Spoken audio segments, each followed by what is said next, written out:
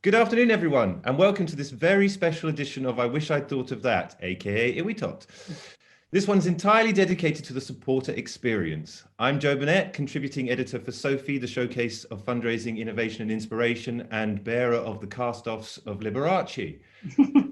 Sadly, my planned co-host Camille Saint-Omer-Donson is unwell and can't join me, but the wonderful Leslie Pinder has kindly stepped up to take Camille's place, and I'm very excited to be co-hosting with Leslie. Hello, Leslie. Oh, hi. Thanks so much for having me. I hope I will be able to at least bring 10% of the essence of Camille to this. And if I do that, then hopefully I'll do an all right job. I'm just going to give you a wee insight on what to expect for the next couple of hours. There's going to be 12 awesome presenters, including me, which is slightly awkward, but that's fine.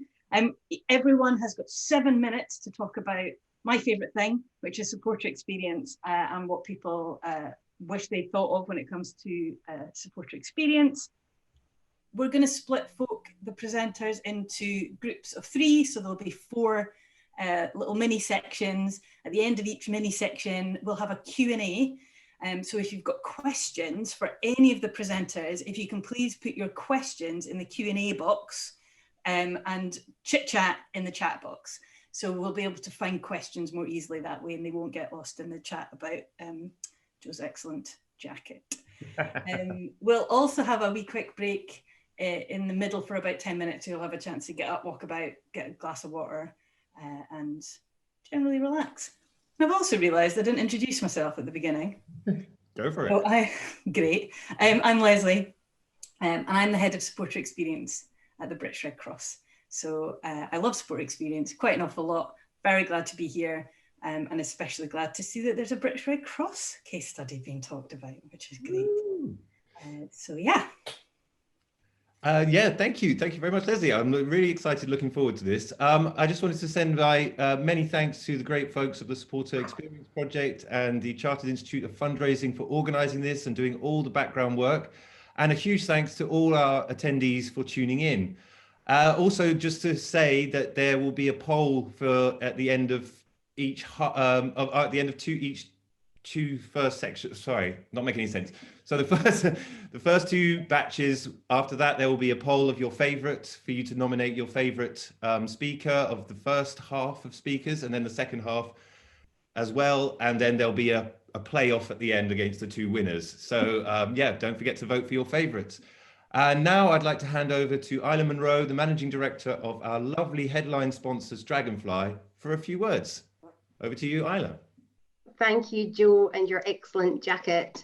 Hello, everybody. I am Isla, and I'm the Managing Director of the Dragonfly Agency. And today I have the wonderful honour of welcoming you all to I Wish I Thought of That. Now, one of the reasons that I love Dragonfly is that we are a small team who are passionate about helping our charity clients grow through exciting direct marketing campaigns. The team and I have absolutely loved the amazing work that Sophie and the Chartered Institute of Fundraising have done with I Wish I Thought of That over the years. We actually talk about it in the office as the Britain's Got Talent of the fundraising world. We laugh, we cry, we're awed, we're amazed, we're shocked, but most of all, we are impressed by all the amazing examples and the hard work that you, the people behind these campaigns, have made. We jumped at the chance this year to help in our own little way by sponsoring today's event. And I know I don't need to be the 5,634th person this year to say it's been quite a year. But one thing for sure, our donors are still out there and they have still to be engaged with in new and wonderful ways. So I can't wait to hear the presentations this afternoon. Good luck to all the speakers who I've just met. You've totally got this. And good luck to you, the amazing people who are tuned in, who make these campaigns. I hope, like us at Dragonfly, that this event gets your creative juices flowing, that it inspires you, and that it helps us all to a better 2021. Thank you so much. Thank you very much, Isla. Thank you so much. And we're going to start right in with batch 1. And our first speaker is Annie Perez, who is retention specialist at ActionAid and has been working in individual giving for several years. Her campaign is based on pret-a-manger, and I love pret-a-manger, and I always feel very homesick when I go abroad and they don't have it. So I'm very much looking forward to hearing your presentation. Over to you, Annie. Thank you, Jo. So I'm Annie, and I'm going to share with you a journey from customer to advocate in 5 years through my brand and customer experience of Pret. Julian Metcalf, co-founder of Pret, says, quite rightly, with hindsight, we realised that what brings customers back is a good product at the right price and with the right service. You can fool a customer once or twice, but after that, they won't come back. So let's pick this apart. Hindsight. It sometimes takes mistakes, time and money to appreciate what is right in front of you, an audience, in our case, supporters, the people who come to you, the people who experience you and what you have to offer, and the people who go on to talk about you. When you know your audience, things begin to work. People start to get excited, but trying harder must continue. As soon as you hit the sweet spot where everyone loves your brand, you cannot stop loving them. And this continues to be hard work, and it should be, because everything is forever changing. So now we have two things that need your hard work, not once or twice, but consistently, your audience and your continued love for them. So having a mission that taps into values is quite genius, because our behaviours may change, but our values are deeply rooted within us. We bring up our children based on our values. We mostly live by them and hand them to generations to come. We may claim to be open-minded, but we will buy into whatever speaks to our values, creating the demands that will benefit our values, even in a cup of coffee, a croissant or soup. Of course, the loudest voice may win initially, but as Julian says, you can fool a customer once or twice, but after that, they just won't come back. So I walk into Pret and I see their brand plastered everywhere. Pictures are on the wall of things made in fruit and veg. I go over to the food section and I see healthy food, and workers are coming out with more freshly prepared food. I then get inspired. I pick something and look at their drinks menu. I can be vegan, gluten-free, you name it, I can be anyone. The team behind the counter are friendly, nice and accommodating. Busy, but they are continuing my positive experience with Pret. I go to get the cutlery and it's wooden. I can recycle my waste easily. I can be an eco-warrior, an environmentalist, a person whose values are shared with Pret. Together, we are helping the environment, yet I am not having to compromise my time, money, or effort. I'm fully experiencing this brand living up to its values, which is, and quote, to serve freshly made food and good organic coffee, whilst also trying to do the right thing. For me, this relationship is strong, resilient, and understanding. So my relationship deepens when I see more and more ways that Pret brings its values to life. I'm transitioning from being a transient one-off customer into an informed and aware advocate for Pret. It has a zero landfill policy, Pret's plastic pledge, and a commitment to eliminating all single-use plastic. Pret Foundation donated over 35 million food items to shelters and hostels across the UK in the last 25 years. And each year, Pret's Rising Stars programme employs 40 people experiencing homelessness and supports them to learn, grow and develop. My mind is blown. From one way of impressing me to another, I feel connected locally, nationally and globally. While we all try to navigate ourselves through climate change, capitalism, and leaving this earth in a better state for future generations, I find that Pret is supporting my journey as much as I'm supporting theirs. I'm now part of its circular economy. Then COVID hit. And what did Pret do? Well, of course, they do what they do best. They're quick off the mark to identify people's needs and the first in their industry to roll out free hot drinks and 50% off food for all NHS workers. No caps, pure trust. This journey just got personal for me. My mum is a key worker for the NHS. Usually her role wouldn't see any of the benefits, but Pret made her feel valued and special. I told her about Pret and what they were offering, and because of my mum's life experience up to this point, she said, for cleaners, are you sure it's not for the more important people? In that moment, I realised how my mum's life experience left her feeling. Although my mum has incredibly high standards in what she does, she has been made to feel that she shouldn't be proud and that a cleaner is the lowest of the low. Knowing my mum, she would have walked into Pret, a bit sheepish, completely expecting to be embarrassed and turned away when showing her badge that clearly states housekeeper. Instead, when she ordered her usual wet coconut latte, she was met with, "Thank you so much for the hard work you do. Do you want a free croissant with that?" This was the first time my mum felt valued, appreciated and respected for her work. She's not just a cleaner. She's an NHS employee, a key worker, a person helping the nation through COVID. As I say, my journey becomes personal, and then Pret offers a chance to show my commitment to Pret. A new product called Your Pret Barista. It's £20 per month. You can have up to 5 drinks a day with only one restriction. You need 30 minutes gap between each drink. It's simple. Despite having no app and communicating by email only, it smashes its target of requiring 2,000 to 3,000 sign-ups on launch day and instead achieves 16,500 by 3 p.m, me being one of them.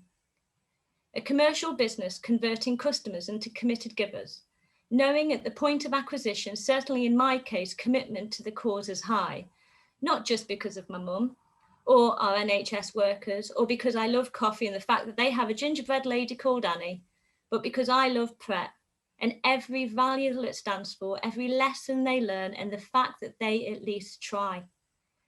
When COVID hit, current CEO Panu Christou said, "If we sit and wait for things to change, that is the bigger risk than going out there and being bold." Every organisation, whether charity or not, experiences struggles and successes. We're all facing battles, but some of us are prepared to take the risk necessary to try and overcome them. Pret as a whole gives me purpose and shares my values, and Your Pret Barista is an extension of it.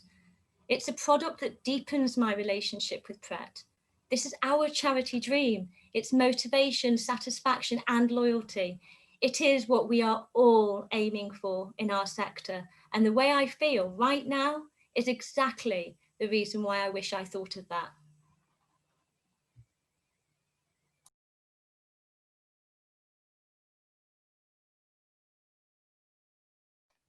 Thanks so much, Annie. That was amazing. I really want a Pret coffee now. The Pret hasn't made it to South Norwood, unfortunately, one day. Thank you so much. If anyone has got any questions about that you'd like to ask Annie, please do just pop them into the Q&A. And so we're going to move swiftly on to our next speaker, which is Shabi Amina, who is an independent fundraising consultant. She's worked in the charity sector, but also for financial institutions, fashion and publishing, and worked for charities including Care International and WaterAid. Most recently, which is really exciting, she was involved in working with Comic Relief on the BBC COVID-19 fundraising campaign, The Big Night In partnership with BBC Children in Need. So I'm going to hand over to Shabi, who's going to chat with us about Greenpeace.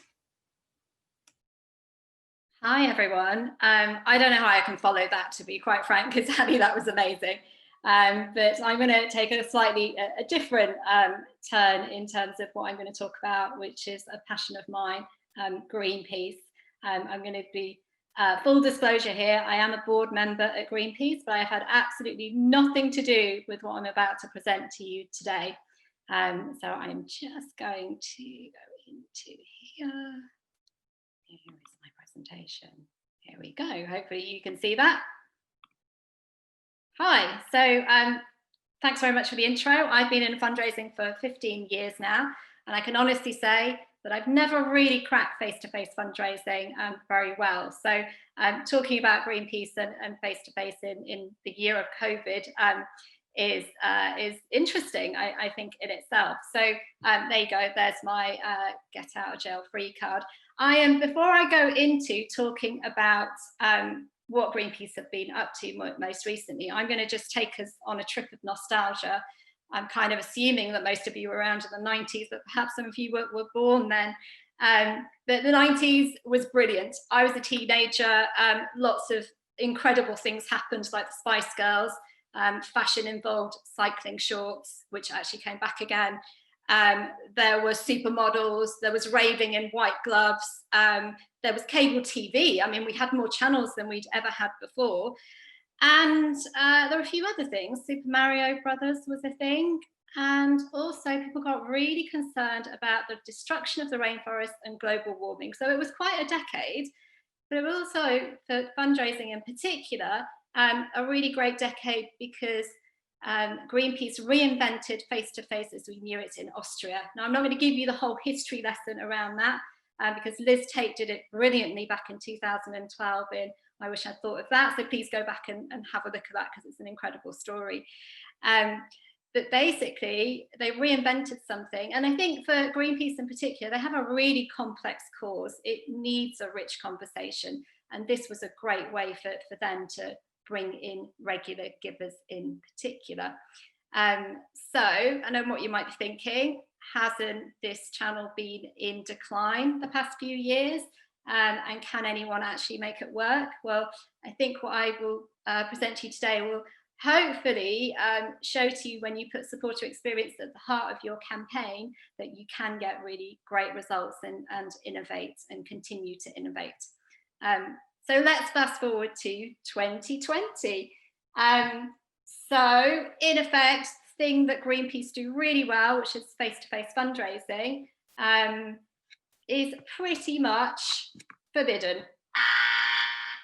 Face-to-face out. Other thing that they do brilliantly is festivals. They would have been at 90 festivals this year in particular. Also, afraid not, no festivals, including Glastonbury for Greenpeace. And in terms of other things that were happening in 2020, you all know very well, social distancing became a thing. Not only were we avoiding friends and family, we would absolutely be avoiding strangers in particular. We get food deliveries, we never saw the person who delivered the food, we had barely contact with anyone in particular, and if anything, we were absolutely avoiding people. However, climate change was still happening, and so for Greenpeace in particular, they needed to get out there and have conversations with people. I guess the other thing that was happening was that actually people were noticing that air pollution was down and that they wanted to spend time in green spaces, and everybody was at home. So the best way to get to people was definitely at home. So this brilliant door-to-door campaign tried to overcome quite a few barriers that were in the place of having those conversations that they were so good at doing in particular. So definitely green spaces. Barrier number one. So who wanted to have somebody knocking on their door that they didn't know, unannounced, that wasn't a parcel delivery from Amazon or your food delivery or Deliveroo? Hardly anyone, to be quite frank. So how did Greenpeace overcome this? Well, they decided that during this door-to-door campaign that they would do a door drop in the neighbourhood of where they would be visiting. This door drop included a really nice letter that said, we're going to be visiting your neighbourhood to talk to you about climate change and some of the work we're doing around that. And here's how we're going to make sure that it's going to be a safe experience for you. But not only that, they included an opt-out that was very clear. So very, very cute. Who doesn't like a cute animal? There was a sticker of an orangutan included in the door drop.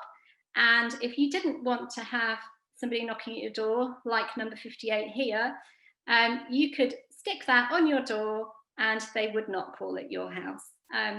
In effect, it was an opt-out, but actually it wasn't a complete opt-out because there was a second call to action included, which was, if you'd still like to talk to us, here's a Zoom chat, let us know if you want to have a conversation with us.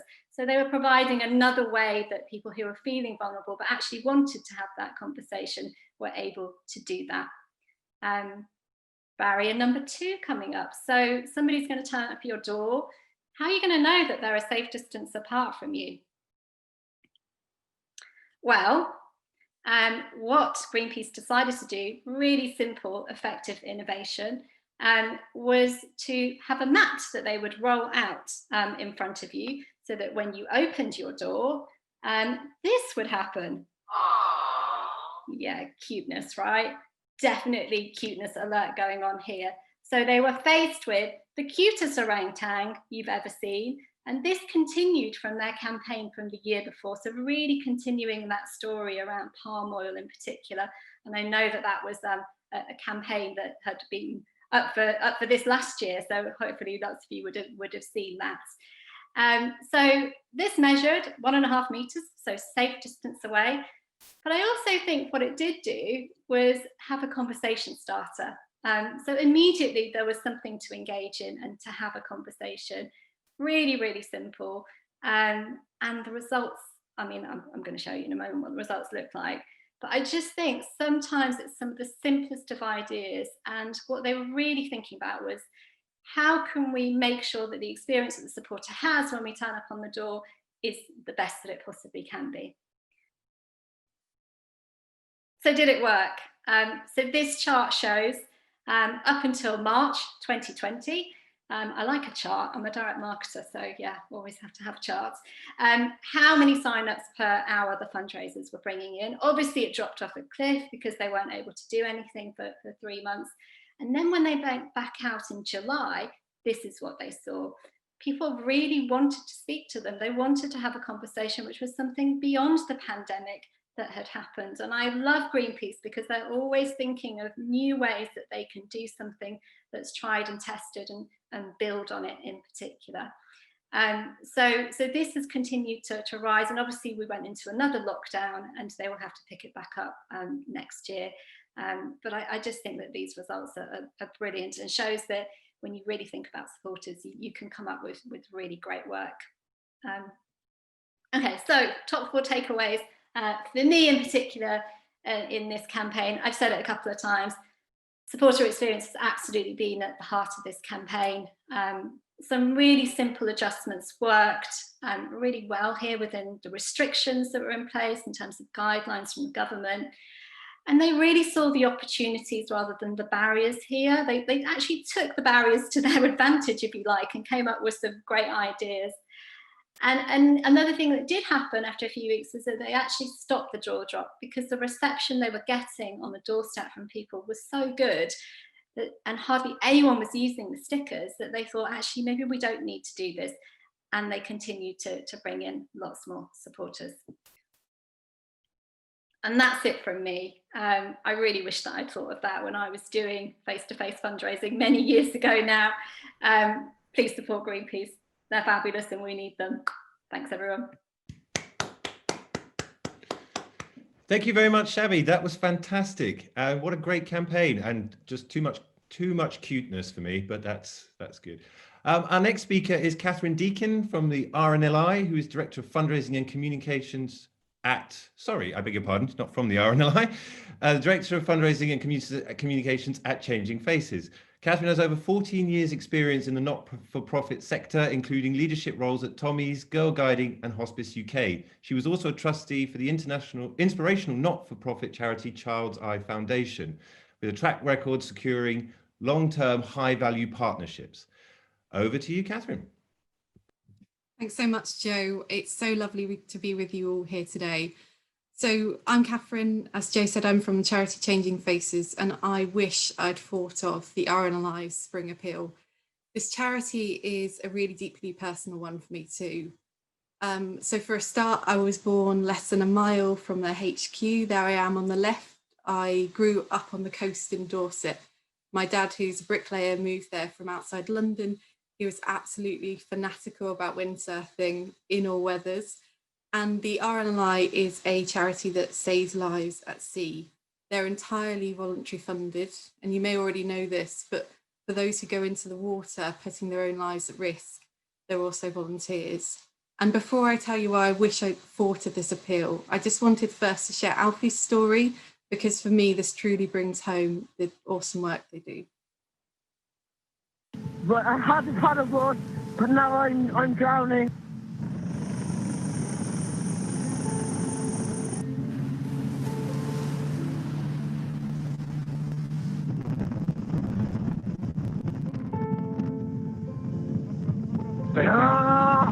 Don't panic, Alfie, just lay on your back and stay awake and keep your mouth shut.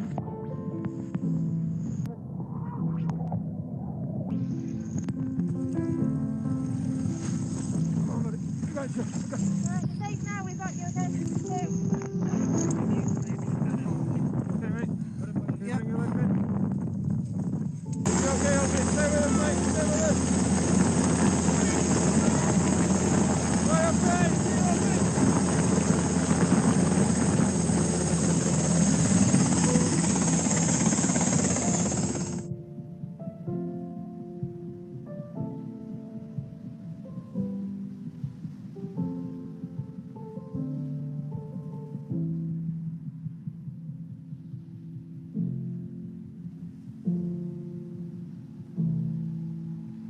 I don't know about you, but that video makes me wobble every time. I had to train myself not to cry just then. It's just absolutely amazing.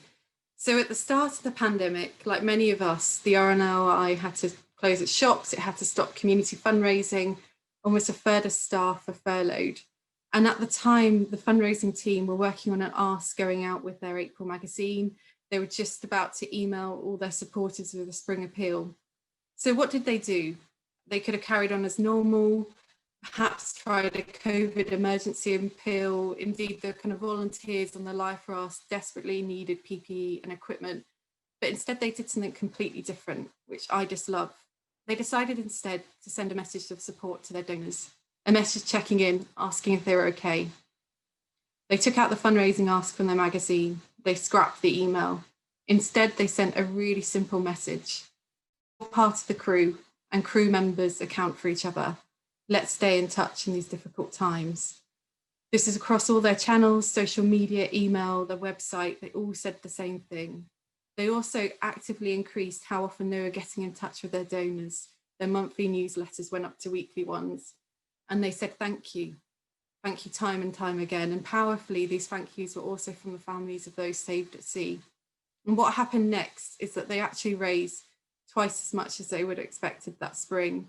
A simple letter, the address carrier for their supporter magazine, raised a whopping £350,000. And when the charity did go back to fundraising in the summer, they saw better than expected results too. So how is this relevant to us all here today? Well, I think for every single charity in the room today, this appeal contains amazing fundraising gems I just keep coming back to, thinking about and returning to. The first one for me is about listening to our supporters. Every time we're getting in touch with our supporters, we should be asking them how are they feeling right now, and then we should be giving them the experience they deserve to be having. The RNLI team completely understood that during the pandemics, their supporters needed to feel connected, they needed to feel in control, they needed to feel like they were making an impact. This is all under attack because of the pandemic. And this appeal and its messages really reminds people that at a time when they might be feeling completely powerless, they were still powerful enough to be a lifesaver. And at Changing Faces, despite being a teeny charity, we're taking also particular care to think about and listen to what our supporters are feeling right now, and it's paying off. For example, we got in touch with our regular donors over the summer to see how they were, to offer them a payment holiday. None of them took it up, but again, it was showing respect for how they were doing. We had some amazing conversations, and actually giving from that group has increased. I think the second top tip for me from this appeal is around building your crew, your family, your community, whatever you call it. It's about going from the language and actions of we, the charity, to you, telling our supporters how they matter, helping them learn more about the incredible work we're doing, helping them feel part of our crew. So when we do ask them for money, it feels easier. And when I spoke with the RNLI's Rory Stamp about the appeal, he told me it helped them to earn the right to ask, asking people at a difficult time. And our social media content, I think, is a really good way to do this. And the RNLI feeds actually offer a lot of inspiration. So I'd suggest checking those out. It's building those relationships that's going to raise the money in the long term. And something else I think the RNLI also did amazingly well during this appeal was engaging the whole charity. So they reached out to everyone, including the lifeboat stations across the country, to take part. They felt proud, they felt part of the crew. And finally, I think it's all around making the time to say thank you. And this applies to all of us, and it sounds really obvious, but it can feel really hard, and it feels especially hard when you've got challenging targets to meet. I found naturally during COVID, I've had a bit more time to say thank you through writing cards, through phone calls. And if I'm being honest, I don't know why I wasn't prioritising it before. And I hope this inspires all of us to just find 30 minutes a week to do some phone calls or write some notes. If we haven't got time to call or write a letter, I think emails can do a good job here too. We can get other people involved, like our trustees or our service staff. But personally, I've just found it a really lovely thing to do, and it's helped my overall resilience as a fundraiser too. And it just feels like perfect timing. Christmas is a great excuse right now to get in touch and thank people. So a massive congratulations to the absolute fab team at RNLI. I've loved telling you about their appeal, and to play me out, I have some of the families helped saying thank you too. I'd be really grateful if you vote for them to celebrate their brave, completely all about the supporter experience appeal. Thank you.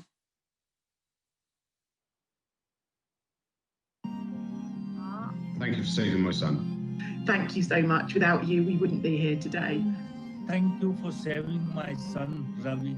Thanks to your support, the lifeboat crew were able to save my husband.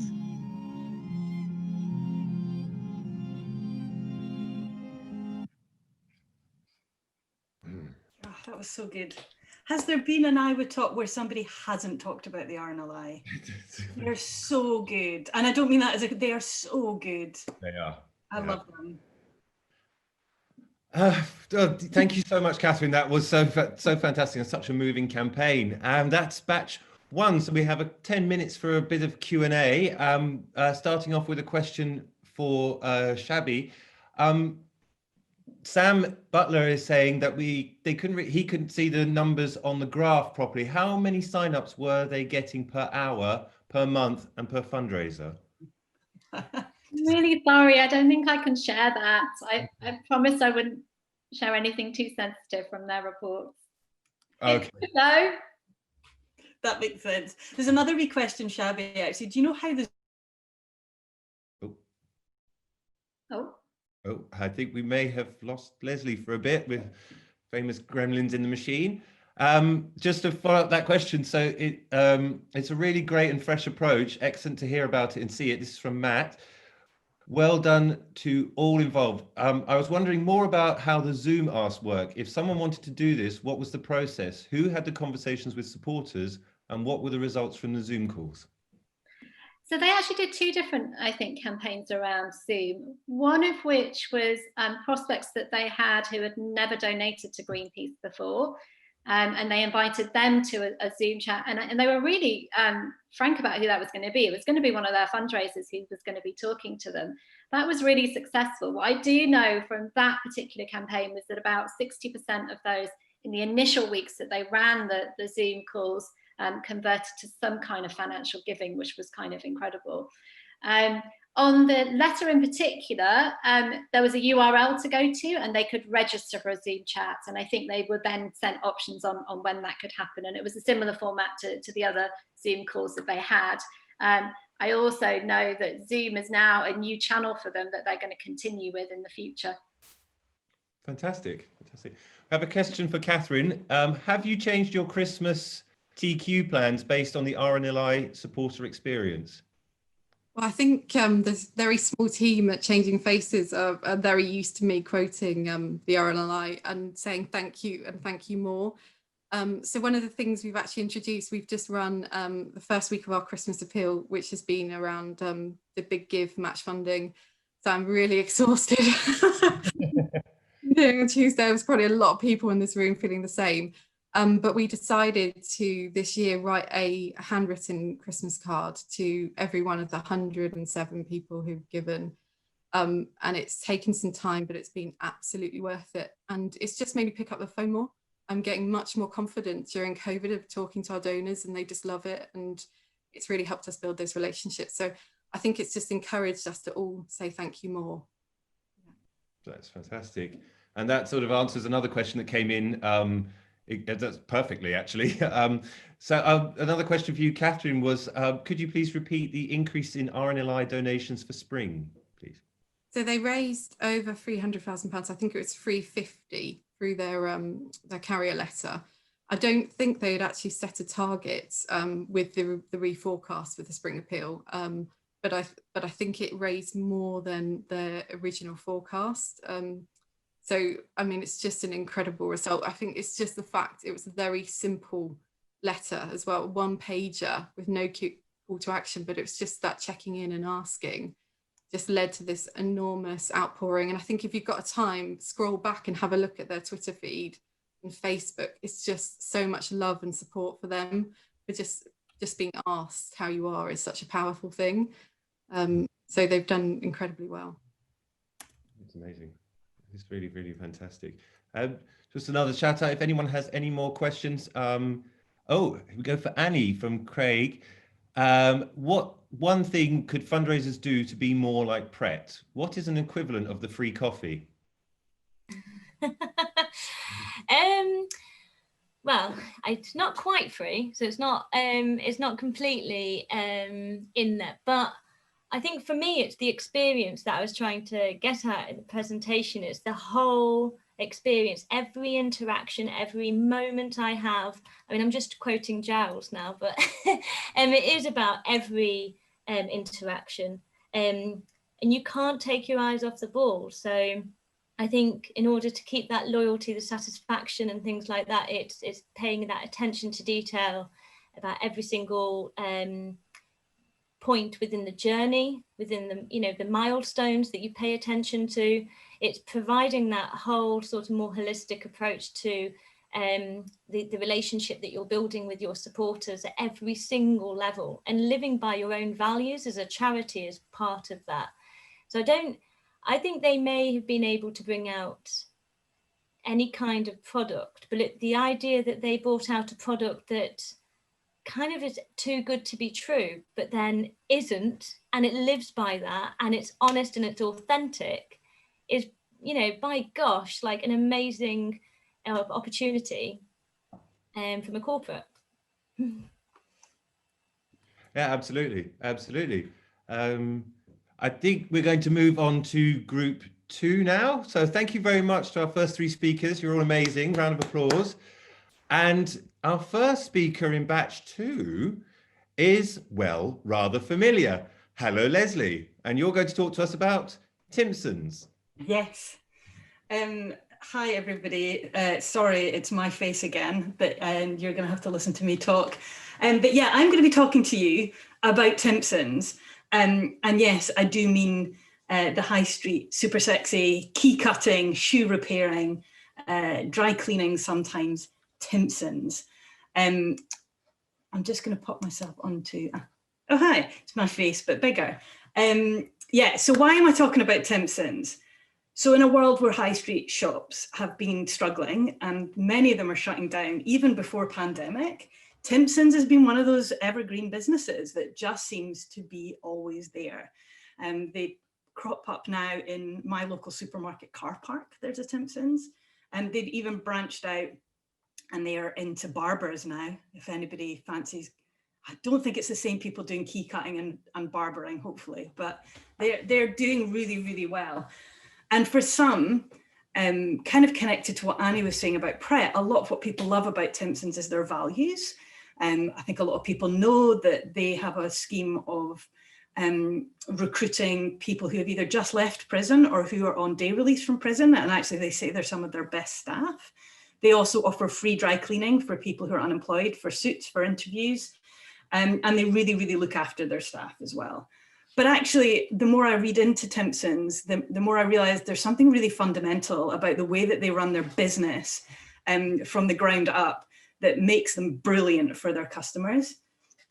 So about 10 years ago, John Timpson, who's one of the founders of Timpsons, funnily enough, made a realization that there are 2 key things that you need to having a successful business. 1 is happy customers, and 2 is good jobs.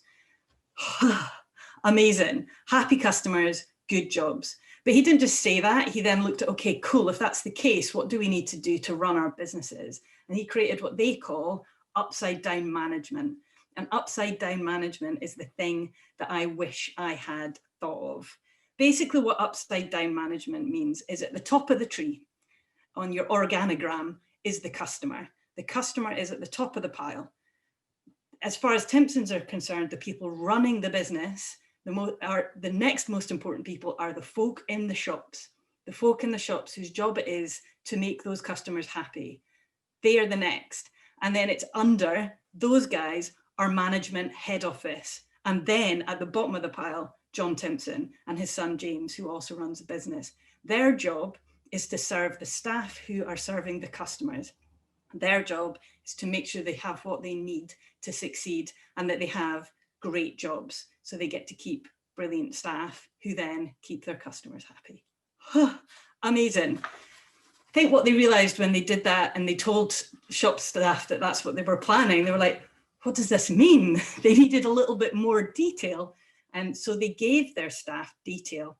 And there was 2 things. They told them, look the part and put money in the till. and do whatever you can to serve customers. And that was it. That was the guidance, the rules that they gave their staff. Their shop staff came back and said, cool, but oh, that's a bit scary. And so they added a couple of rules. One was you can spend up to £500 on solving any customer complaint and charge what you like. So basically what they said to their shop staff was, all of the prices that we have on our products and services are guidance. Charge what you like. As long as you're putting the money in the till and you're keeping your customers happy, that's all that matters. And to me, that is just like mind-blowing. How many of us, I know I do, on a daily basis, think about how do we build supporter experience into the heart of everything we do? We give each other objectives and we put it in our strategies. We talk about supporters and we have supporter quotes on our walls, and we really try hard to put the supporter at the heart of what we do. But Timpson's really did it. They put their customers at the top of everything that they do. Imagine if we did that in our charities, where we had our customers, those that we are here to serve, and our supporters at the top. And then the folk who are there to serve those customers and those supporters are then supported by the rest of the organisation to make that happen. I'm totally obsessed with it. What John Timpson talks about that's really revolutionary about it is when we all talk about having shared responsibility for supporter experience. We're all responsible, but what John Timpson said that people forgot was responsibility isn't the same as authority. And what they did was give authority to their staff to do what they thought was best. And they didn't have to ask for permission. They're always coming up with ideas about things that would improve the experience that their customers have. If it doesn't work, so if it doesn't put money in the till and it doesn't keep their customers happy, they just stop doing it. And I think that's really important. A lot of us all believe we have responsibility for supporter experience, but how many of us, if we saw something that wasn't working or felt there was something we could do that would be better, have the authority to actually go and do that? I mean, I kind of do. I've got head of supporter experience as my job title.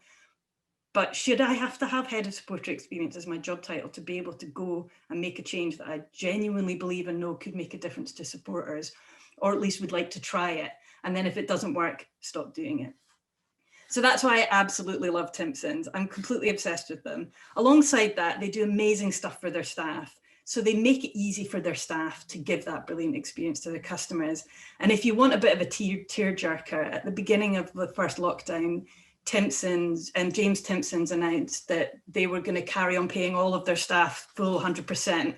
I know a lot of organisations did that. And their staff made a video to James to say thank you to him and his family for looking after their families. And that, I think, says a lot about how they both live by their values of creating great jobs and looking after their people, but also making sure that their customers know that they're there for them. So that is why I wish I'd thought of upside down management. It's genius. I'd love to see an organisation try it. If you do ever want any inspiration on how to run a business with genuine values rather than it being fashionable, have a wee read into the Timpson's business. They're really inspiring. And I wish I thought of upside down management. I thank you very much.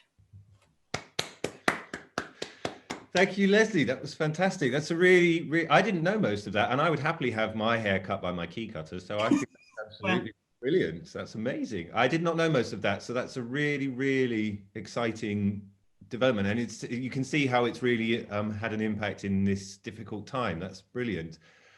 Just to give you a bit of a breather, I will introduce our next speaker, who is Julia Amon, who is going to talk to us about BEAM. And Julia is the Trust Program Manager at Blesma, the Limbless Veterans Organisation. Julia fell into fundraising in, sorry, I just need to close something. Julia fell into fundraising in March 2010 and hasn't looked back. Starting as a sole fundraiser at the British Stammering Association, she has always been passionate about supporter experience.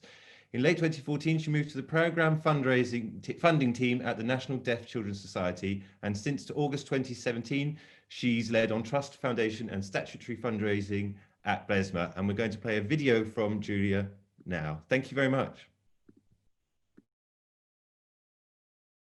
Hi everyone, my name is Julia Amon, and I'm here today to talk about BEAM. BEAM is a social enterprise that was set up in 2017. It helps homeless people to get into employment and on the road to independence. So how it works is each person on the BEAM website is referred to BEAM by a homelessness charity or local authority. I think that this is really great because it combines the traditional ongoing support and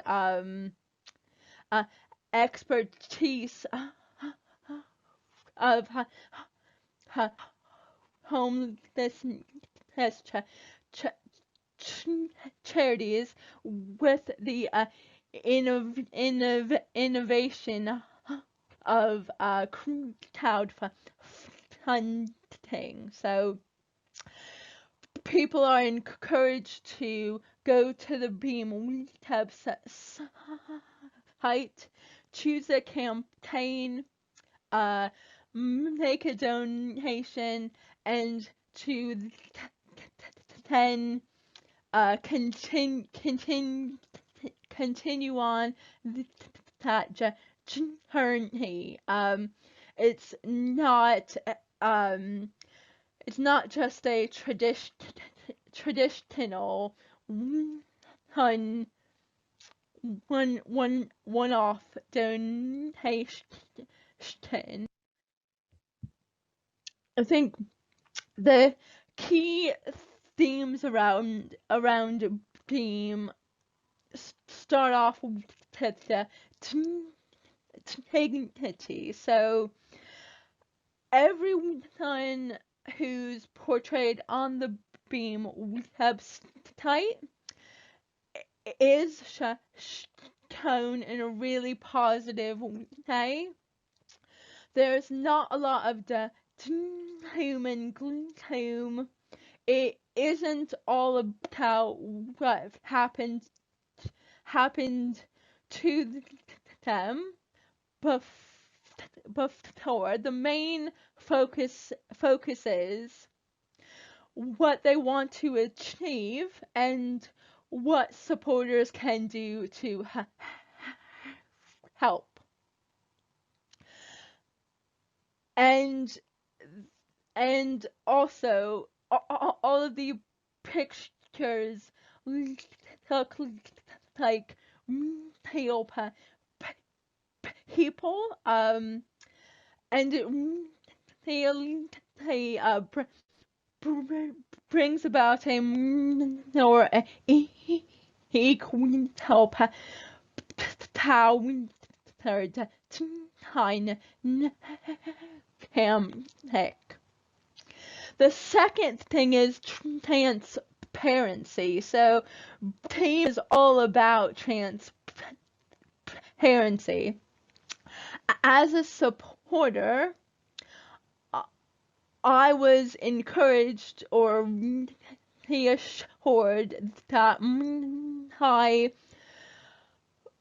£5 donation was going directly to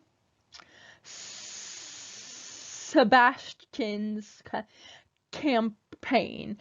But when I made a donation on the website, I had the option of adding in an additional 10% tip on top of that to support running costs. And also on the BEAM website, they go into a lot of detail about all the money that they spend, not only on campaigns, but also on staffing and running costs, and the fact that foundations, local authority partnerships, and major donors contribute to staff and running costs. And then the third thing is community.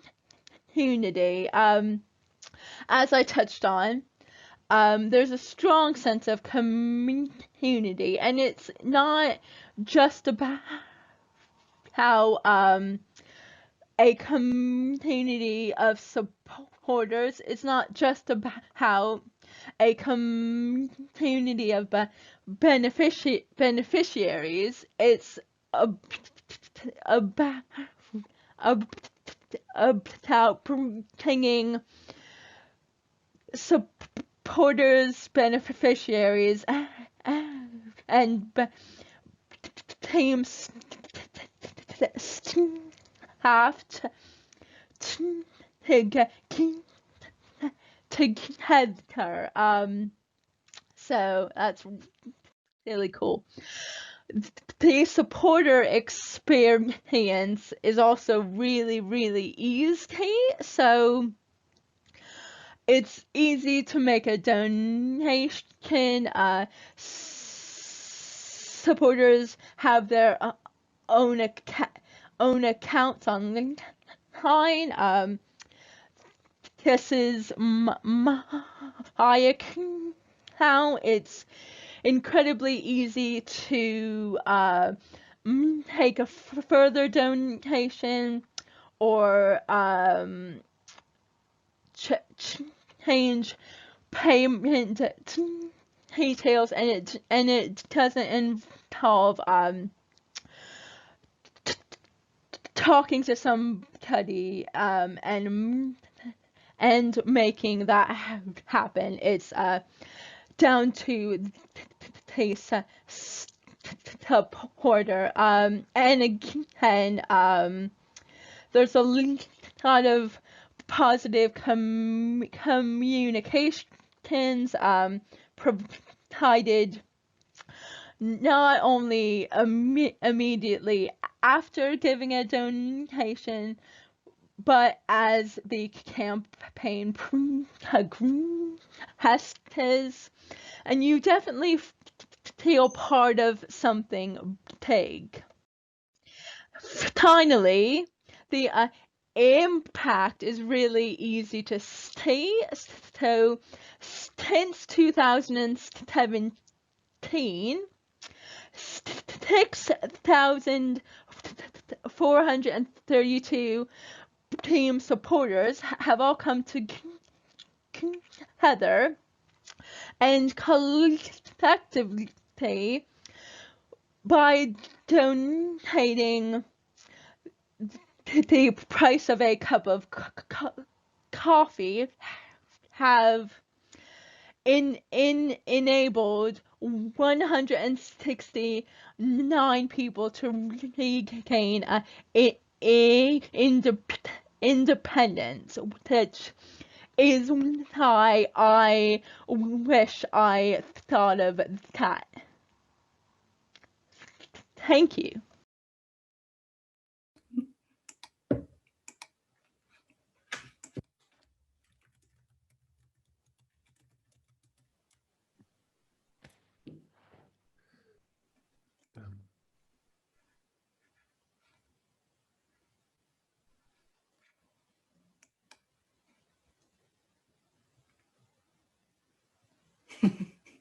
Joe and I are reading the same thing.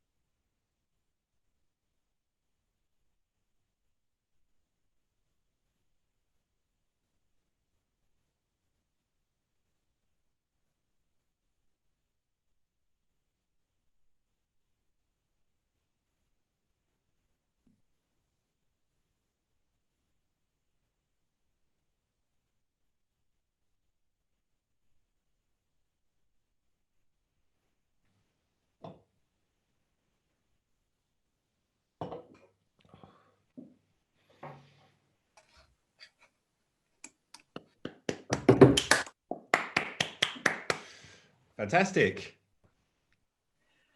Sorry for the slight technological issues there, but hopefully you all got a chance to nip over onto YouTube and watch Julia's amazing presentation. And if you didn't get a chance to do that, then I guess we do have some mo's in the break if you wanted to have a wee watch, but it was really fantastic. I know a lot of people I know are supporters of Beam and absolutely love their supporter experience. And remember, if you do have any questions, feel free to pop them in the chat. Oh, no, in the Q&A. Pop them in the Q&A, chat in the chat, Q&A in the Q&A. Cool. Okay, I'm going to hand over to our next speaker, who is beaming in all the way from Australia, and it's going to be Simone Owens, who works as Executive Manager for Individual Giving at the PA Research Foundation in Australia. Very exciting. She's worked for lots of different organisations, but the bit of my bio I love the most is that she is passionate about donors and likes nothing more than chatting to them either over the phone or face to face about the difference their support is making. Preach! So I'm going to kind of hand over to Simone, and we're going to try and show the video that she recorded for us, but if it doesn't work, we'll chuck everybody over to YouTube again, but let's see, fingers crossed.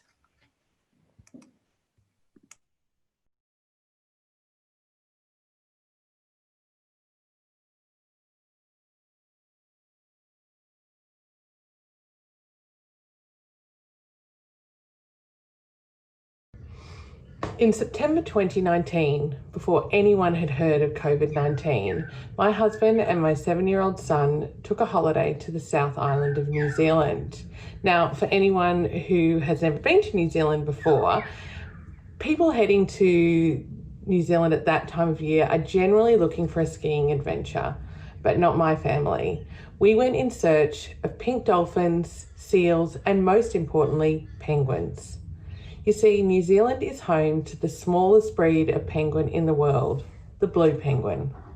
Blue penguins can be found along the coastline of New Zealand and the southern coastlines of Australia. They are small and over the years have had their populations decimated by introduced predators like cats, dogs, and foxes. In the town of Oamaru in New Zealand, they have created a safe zone for the penguin.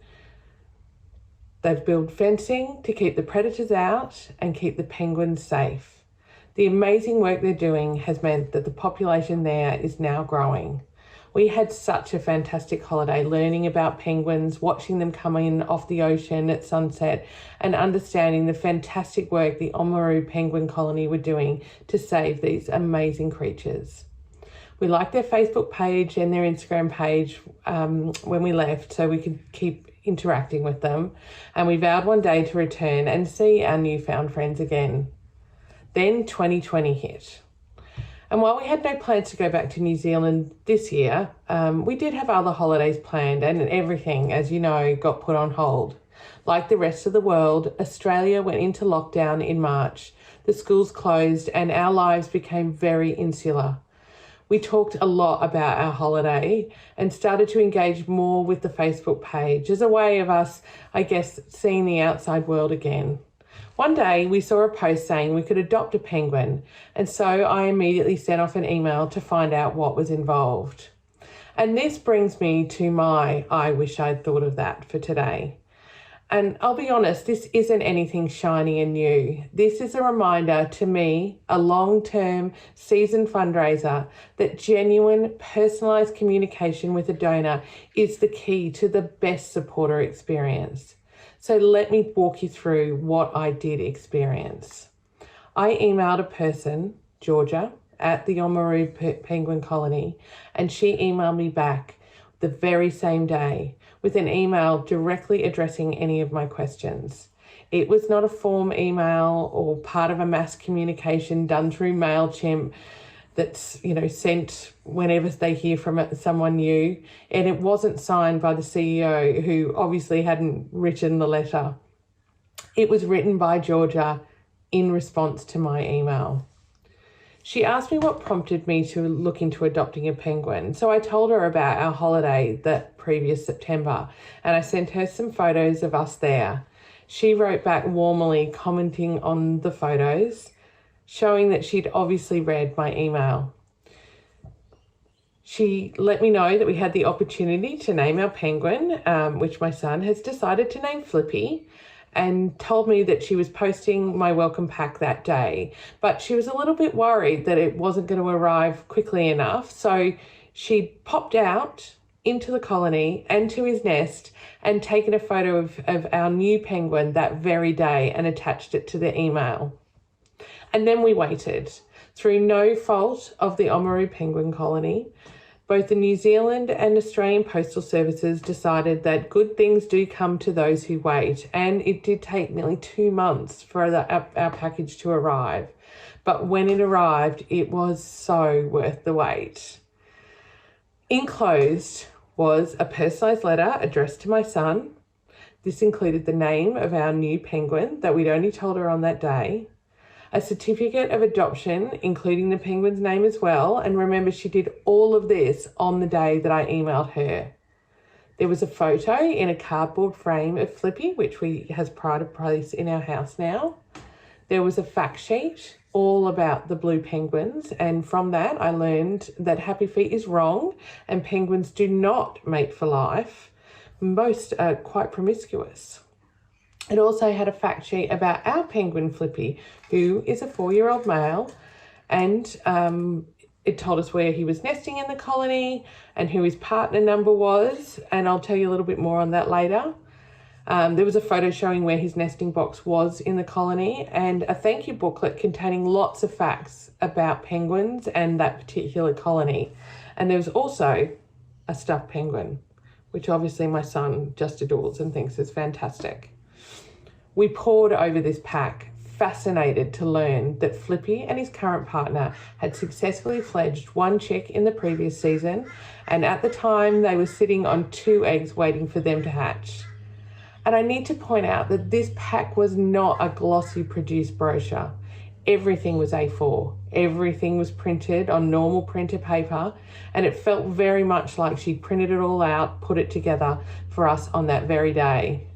In the excitement, I decided to introduce our new family member to the world like any new mother would. I posted it to Facebook. Shortly after, I got a text from a good friend who looked over the photos on Facebook and wanted to know if we were adopting Flippy's partner too. You'll remember we just knew the partner number, nothing else. And while the temptation was there, I said to her, no, I think 1 penguin is enough for us for now. And to my surprise, she said, would you mind if I adopted her? My fantastic experience and excitement has meant that not 1, but 2 penguins are now adopted in New Zealand by Australian families. Normally, this is where we'd expect the experience to end. Maybe we'd get an email here and there as part of a wider communications program, but that wasn't the case with Oamaru. They regularly post on their Facebook page, and I've asked on a number of occasions how Flippy and his partner's doing. His partner's now named Pingu, and they've happily updated us. They recently let me know that there is a new chick who has hatched, so that's 2 babies for Flippy and Pingu, and they're doing really well, and they anticipate more eggs this season. As fundraisers, our time is pushed in all directions. We live by the motto, done is better than perfect. And it's really easy to slip into that cycle of getting our ask done and on time without thinking about the broader donor experience. We don't all have cute penguins to spruik for adoption, but we all have a cause that people care about. And we can all do what the Oamaru Penguin Colony has done for my family and engage on a personal level with our new supporters, remembering who they are and providing them with personalised ongoing responses. By doing this with what Oamaru has done for my family, keeping us up to date with our penguin and keeping that communication personalised and with a real made-for-purpose feel, they will have our support for many years to come, and I cannot wait to go back and visit them when international travel is allowed again. And I encourage anyone to visit them too. You just won't regret it. Thanks, everyone.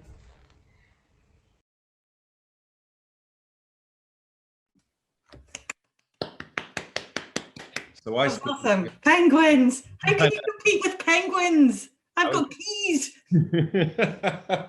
I was very glad I was on mute because I did squeal when I saw the penguins the first time round. So that was, all right. Well, That is batch 2. That's amazing. So we have some questions and answers for our speakers from batch 2. Thank you to our speakers, of course, as always. We have a question for Julia. Is how did you find out about Beam and their work? As actually we here hadn't heard of them.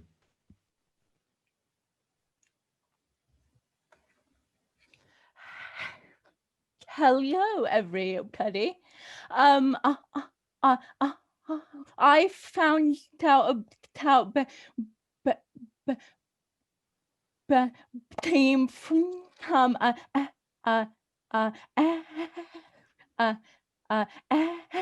Emily Cave, who's on the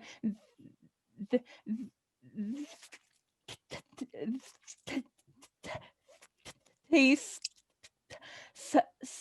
support her experience group.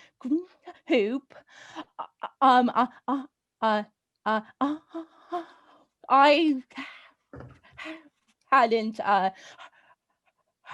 heard of them previously, but I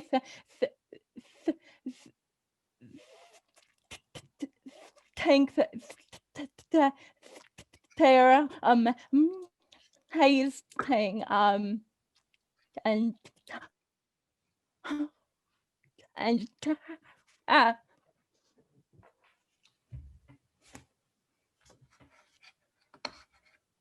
Sorry, I muted myself.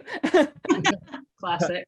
Yeah, I do that all the time. Yeah, no, I think I agree. They're absolutely amazing, and hoping we can run something about them on Sophie at some point. That would be exciting. Yeah. We have another question here. Is that wondering if you have any recommendations for how to brief in the idea of self-serve supporter accounts to IT data, etc. It seems like a lot of us are very keen to get this underway at our charities, but are encountering the same obstacles. What do you recommend? To be honest about it, it's not something that I know a lot about how. I how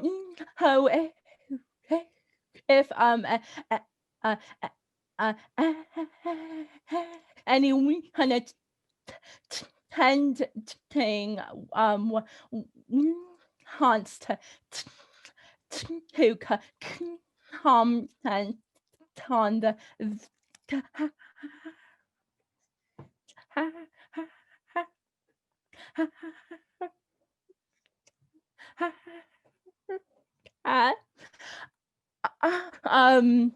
I think obviously it's a great idea,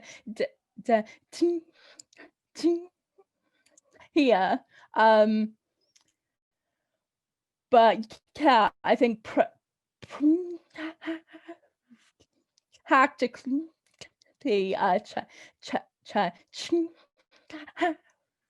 challenging.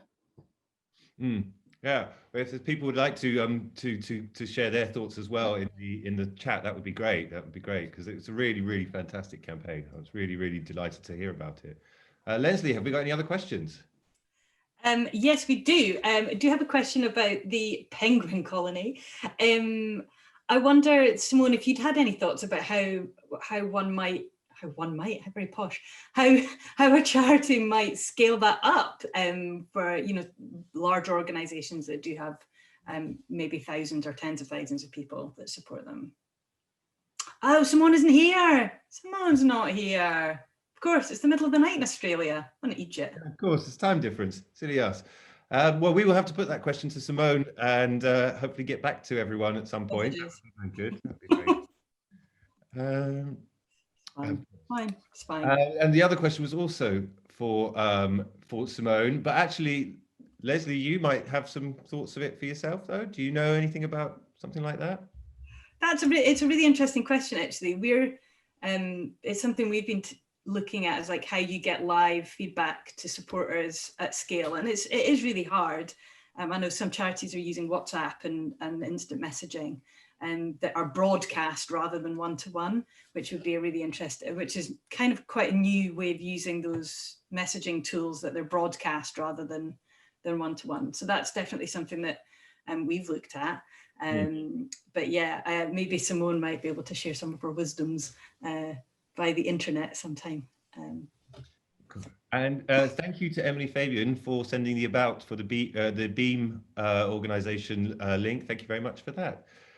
If you don't have any more questions, I think we'll take a break now so that people who haven't already can see Julia's video, because I'm certainly going to watch it again. So that would be brilliant. So we'll be back in 10 minutes to do the poll on who was the favorite speaker of the first half. And thank you again for joining us. See you in 10 minutes. Bye.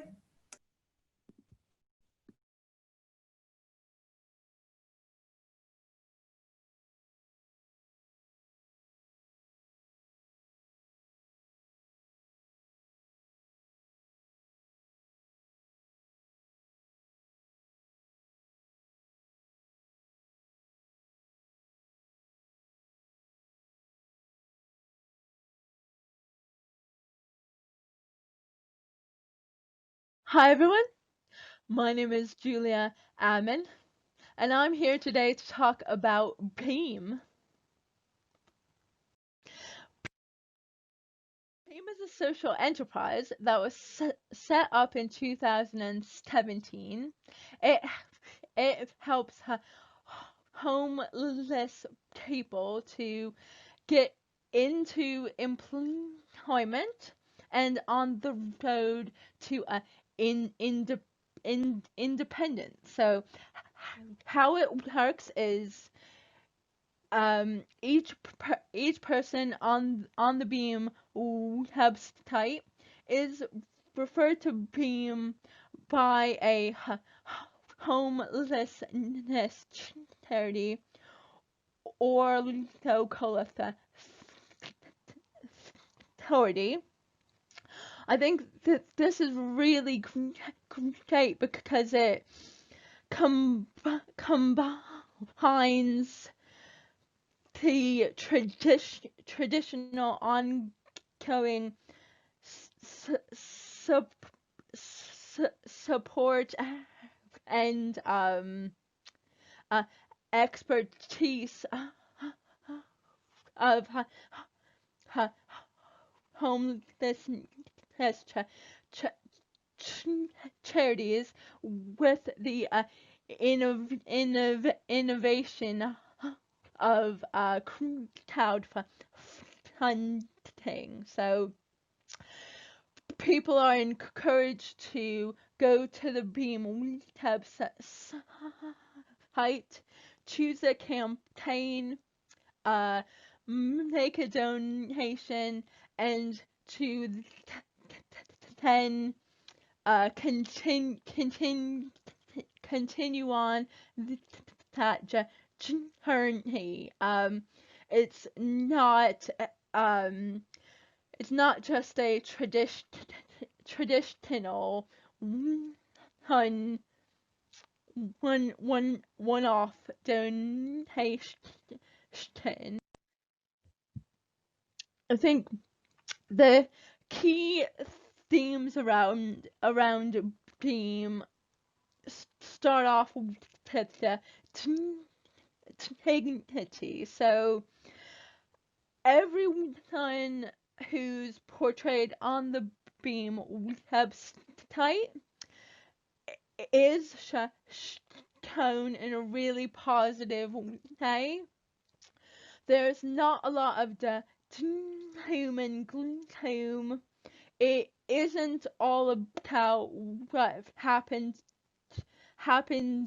to them before. The main focus is what they want to achieve and what supporters can do to help. And also all of the pictures look like help people, and he brings about a more equal help town dynamic. The second thing is transparency. So team is all about transparency. As a supporter, I was encouraged or reassured that my £5 donation was going to directly to Sebastian's campaign.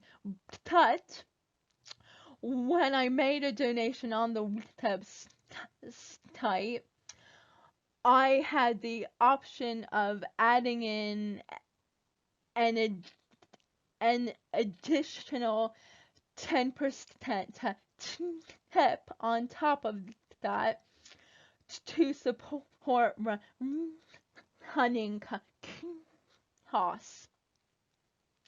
And also on the Beam website, they go into a lot of detail about all the money that they spend, not only on campaigns, but also on staffing and running costs, and the fact that foundations, local authority partnerships, and major donors contribute to staff and running costs. And then the third thing is community. As I touched on, there's a strong sense of community, and it's not just about how a community of supporters. It's not just about how a community of beneficiaries. It's about bringing supporters, beneficiaries, and teams have to get together. So that's really cool. The supporter experience is also really, really easy. So it's easy to make a donation. Supporters have their own accounts online. This is my account. It's incredibly easy to make a further donation or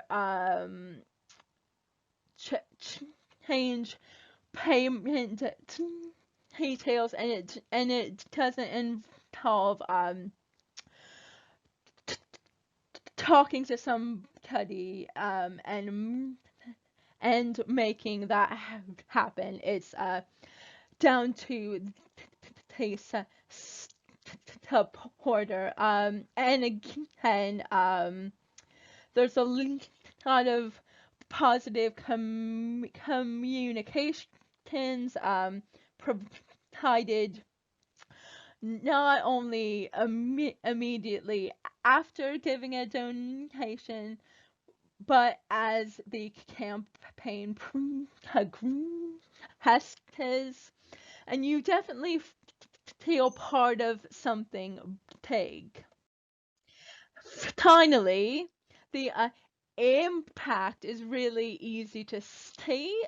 So since 2017, 6,432 team supporters have all come together and collectively, by donating the price of a cup of coffee, have enabled 169 people to regain independence, which is why I wish I thought of that. Thank you.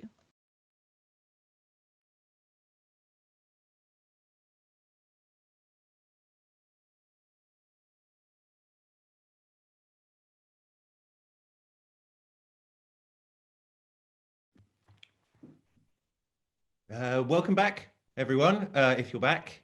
Hello, Leslie. Oh, hi. Back. It's great to see that presentation again. It's really, really exciting. So before we go into the next batch, we've got a poll for the first half. So if you go on your Zoom Zoom screen, there's a button called polling where you can vote for your favorite speaker from the first half of this webinar. So far we have 38 out of 270 oh, it's going very quickly. But we have about 70 odd votes now, 79, 80. So please keep your votes coming. And I will announce who the winner is at the end of the polling. So yeah, please vote. Oh, sorry, Jad, I can see you can't see it. If you look on your Zoom screen where you should have my ugly mug, there right now at the bottom next to share screen, there is a button that says polling. So far the polls are running. We've got 172 votes. Got it? Wonderful. Thank you, Jad. So yes, please vote away for your favorites. Well, that was going to get awkward because I know there's 30 folk from the Red Cross here. So if I hadn't got 30 votes, I'd have been having words. Only kidding, obviously. A little bit. Mainly kidding. It's very exciting. This is quite like, I like the numbers going up live. It's quite stressful. General election. It's like an election. People involved. It's very exciting. Oh no, I don't think I can vote. Can I vote? Oh, no, I can't vote. Oh, actually, I don't even know if I can. I wasn't going to vote for myself. Let's just be. You say that now. No, I can't vote either. So, well, it's a close run thing. It is a super close run. Oh, the poll is closed. And our winner for the first half is Annie Perez. Hooray! Congratulations. Pret wins. Yes. Fantastic. Thanks very much. Well done. That's amazing. So we're going to move on to our next little mini group of folk. And we're going to be kicking off with a presentation from Amy Peterson, who's going to be, I love this. So I'll talk about guide dogs, August. Love it already. Yep. And I think Amy is trying to fight you for best jacket. Sorry, Joe. Oh, Joe, I'm sorry. I think you might be losing on the jacket front. We'll have a jacket poll at the end as well, and we can decide who's got the best jacket. Aside from having an amazing jacket, Amy is head of community fundraising at the RAF Association, trustee of Girls and Young Women Charity 2020, and a committee member of the Chartered Institute of Fundraising East Midlands Committee. So over to you, Amy. Thank you so much. I thought this was just uniform. I thought we were donning the jackets for uniform. I'm going to just share my screen now.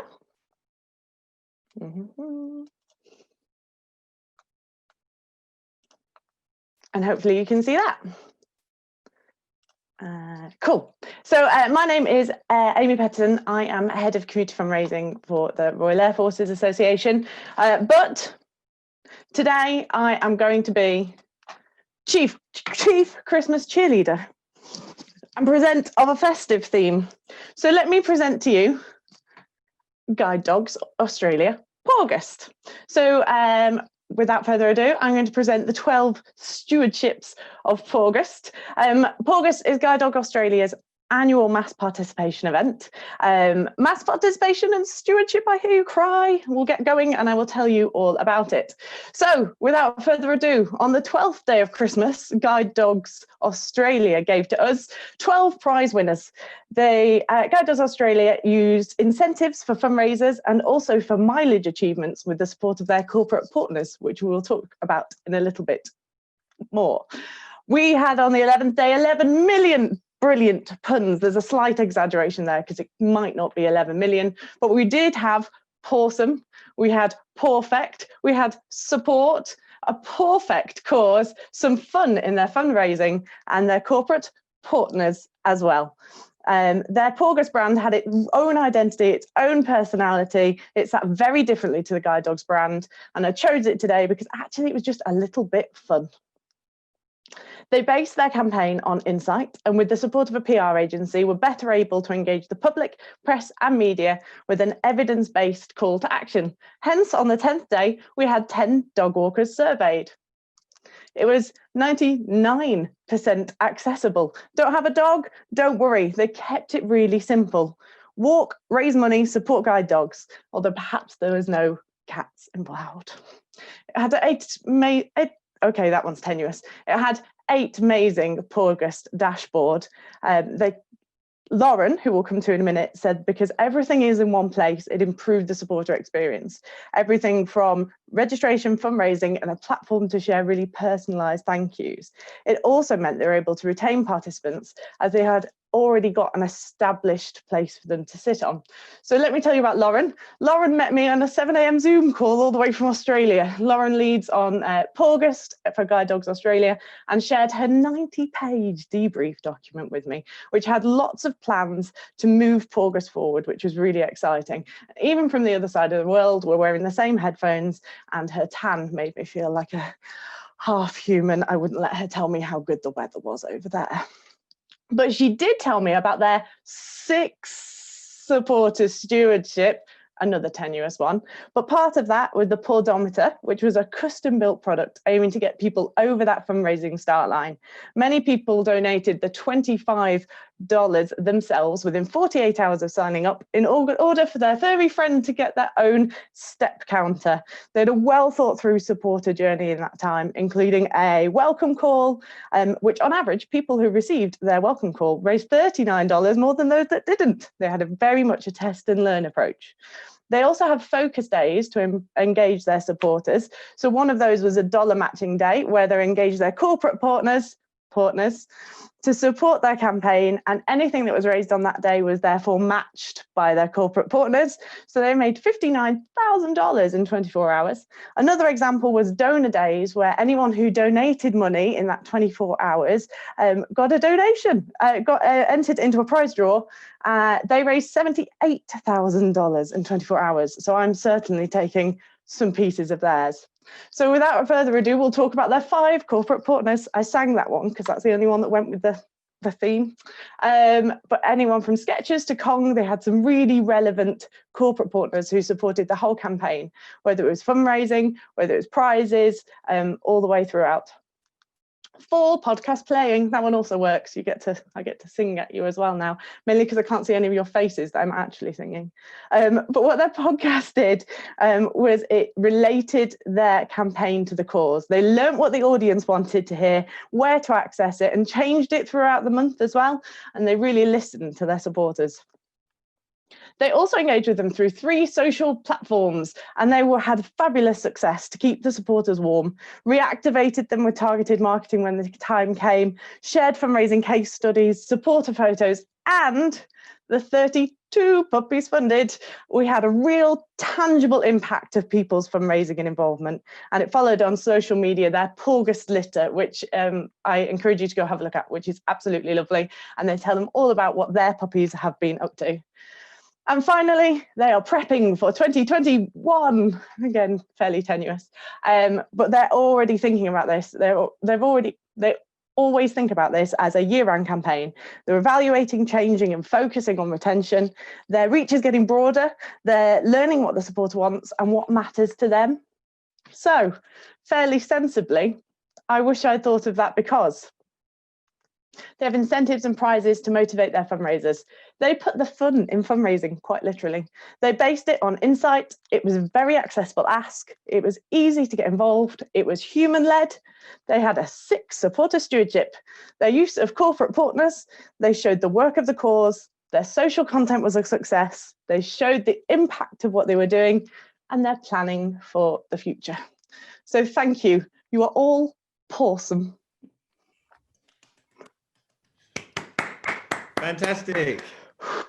And I have definitely lost out on the cool jacket, but I even brought my spangly shoes, and I don't think even they're going to save me on this one. So thank you very much. I have shoes to match, so I'm going to go get those later.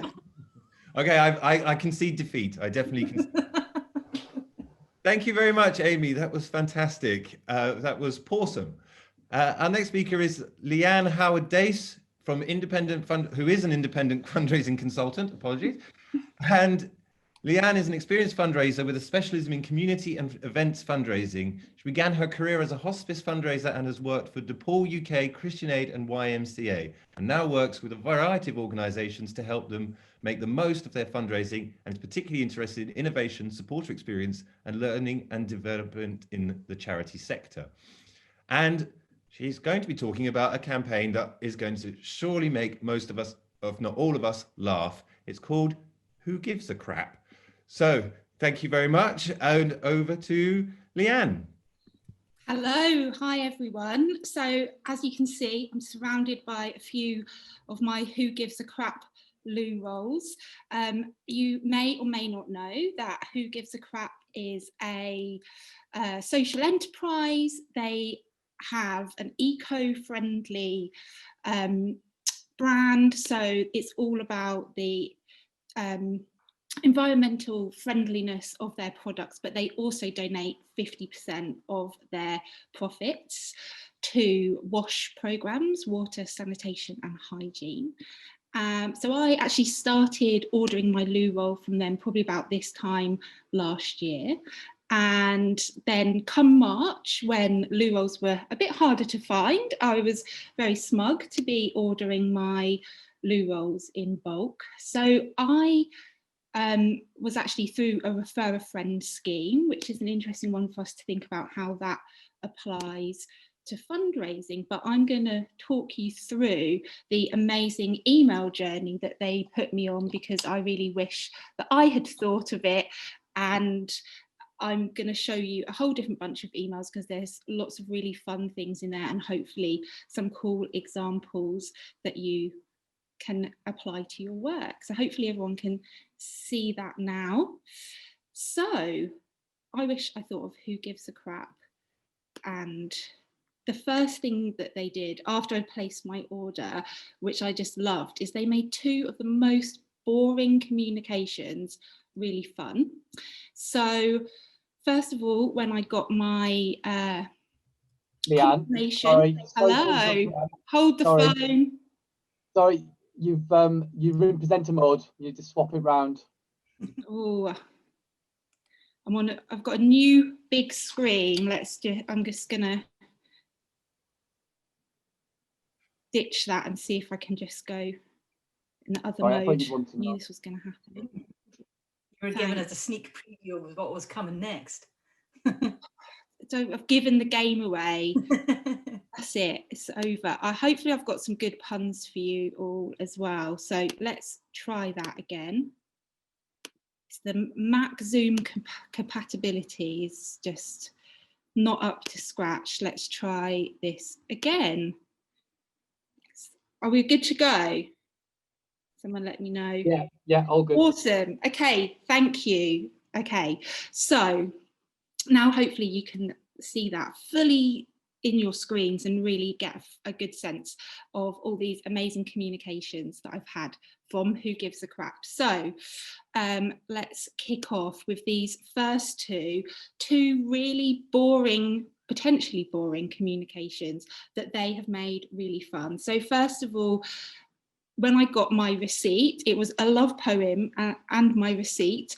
So it's got this silly poem, but it's also asking me to share.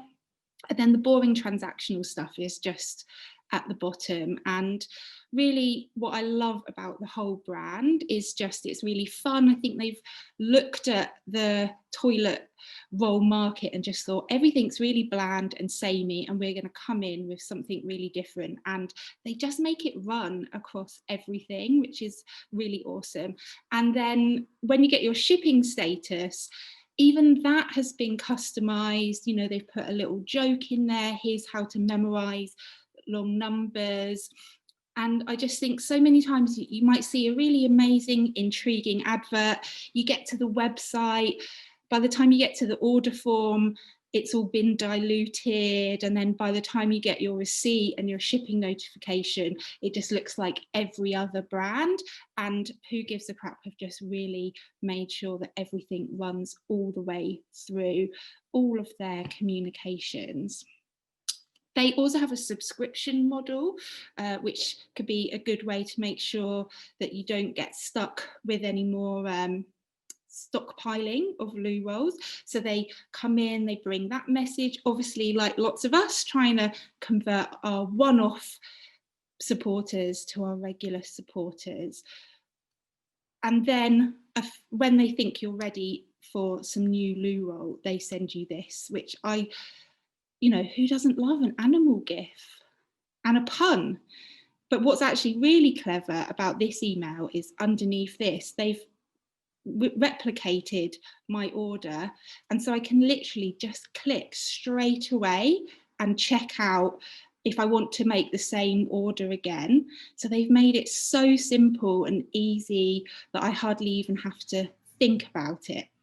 And when I go ahead and do that, I think this is my favourite of all of the comms.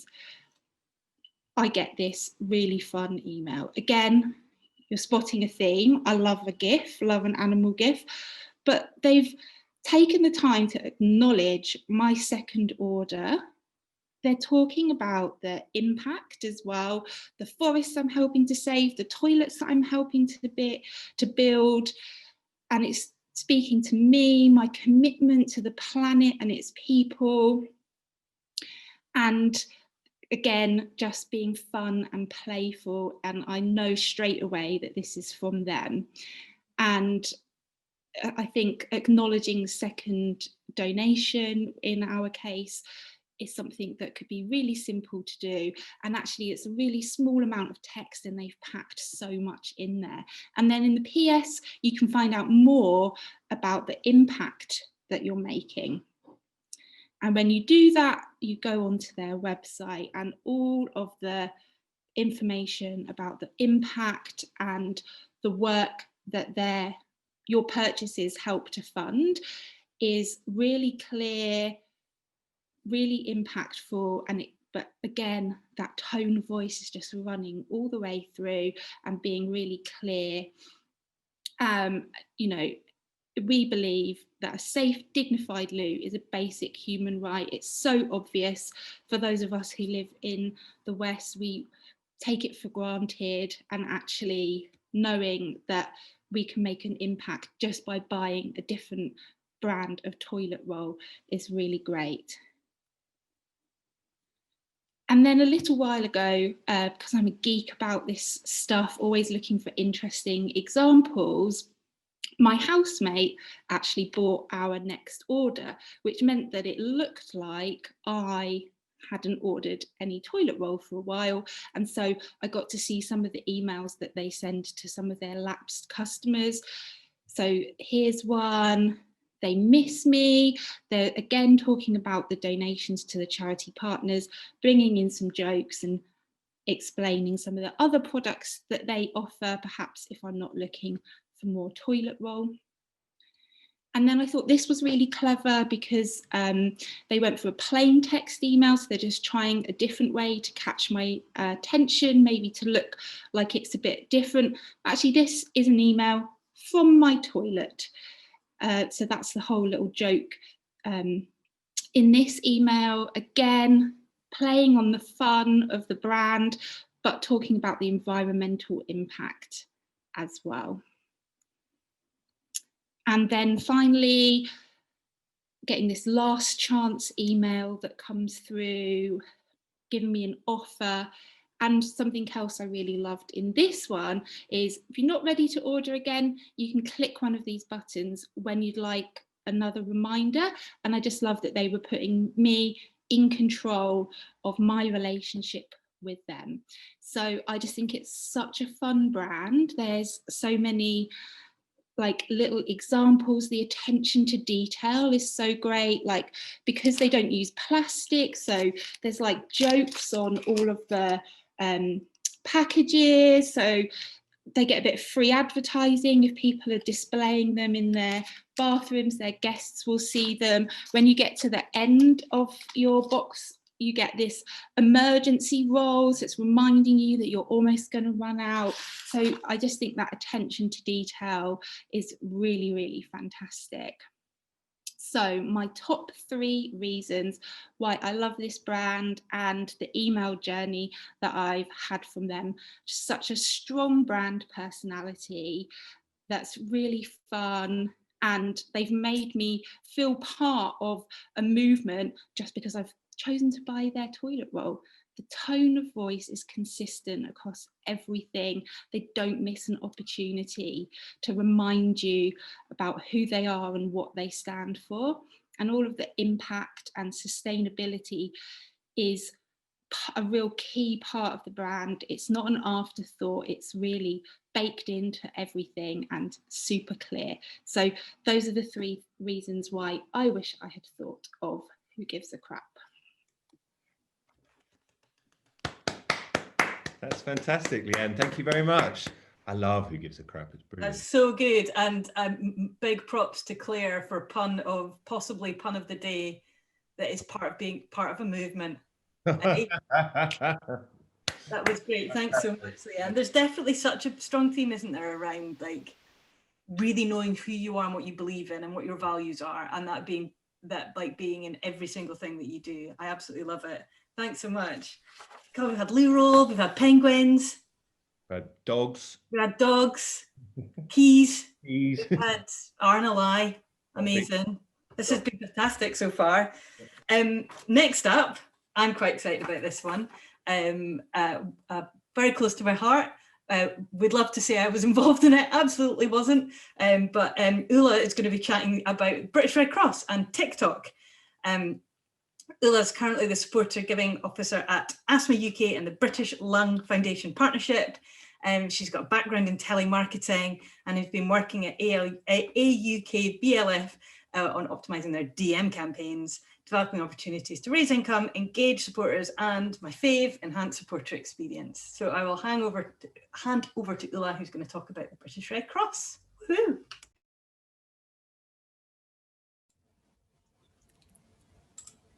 Hi everyone, I'm just going to share my screen.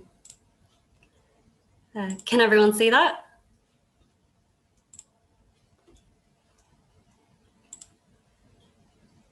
Can everyone see that? Yeah, all good, Ula. Yeah, all good. Okay, great. Give me 1 sec.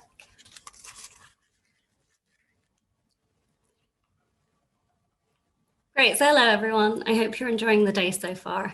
Today I'm talking about British Red Cross's fantastic TikTok marketing campaign and how they managed to reach a brand new audience by developing engaging and relevant content that enhanced the supporter experience and allowed them to find new donors and generate income in an unexpected place. So for all of us, this year has been anything but normal.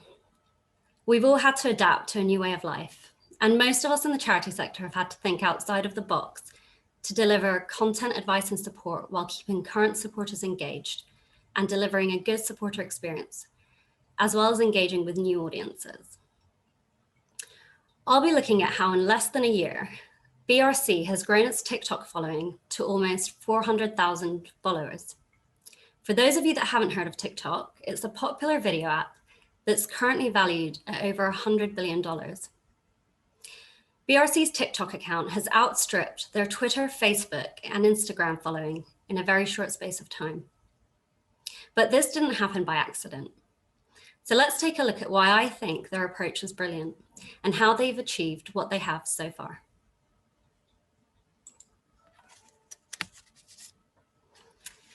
So Nan and her team at BRC developed a well thought out strategy, and their timing was on point. They started playing around with the idea of the app in September last year. I really liked that they spent time researching and understanding the platform first. They studied what was trending, what people liked, tested activity, and got used to the platform. They wanted people to get a sense of their personality as a charity and who they are and what they do. They went live in February this year, which was perfect timing. From the graph, you can see interest in TikTok in the UK in the first half of this year grew by 100%. By 2021, TikTok are estimated to reach 1.2 billion users, and BRC are growing with them. The hard work that Nan and her team have put in has paid off because they really get the platform. They continue to study trends and make videos that people enjoy watching.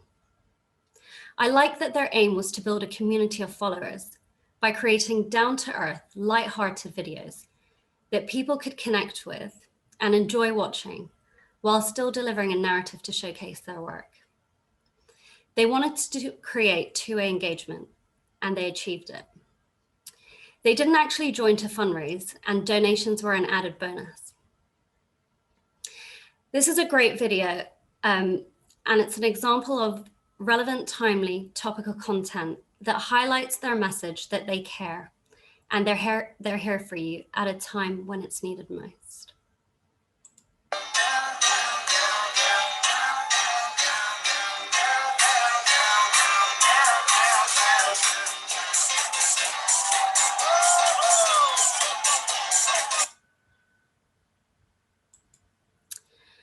So I think part of the key to their success and what they did incredibly well was to collaborate with celebrities during lockdown to create partnerships. They identified celebrities through researching who was using TikTok well and considering who had an affinity to their work and who could deliver messages with authenticity. Nan and her team spent time creating personalized pitch documents, and the ones they found worked best had one-line ideas for content. They decided to use live streams for celebrities, and their videos had supporting content on their channel to showcase their work, which was very smart. Live streams worked really well for generating donations, as there's an urgency and viewers feel a connection to the person, making asks more powerful and compelling. Nan and her team engaged with approximately 13 different celebrities, from Rita Ora to Gordon Ramsay, helping them reach new audiences. Lewis Capaldi raised over £40,000 in an hour as part of a campaign. The way they split the content strategy for live versus supporting content was brilliant.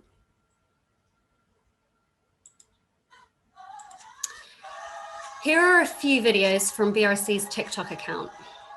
I really like the fact that their videos show the breadth of work that BRC is delivering through different types of content, including public health information, brand awareness, and highlighting international emergencies. BRC were one of the first to be asked by TikTok to trial donation stickers, which are clickable donation buttons embedded in videos. TikTok have recently started testing charity fundraising options on user profiles so that a user can show which charity they support.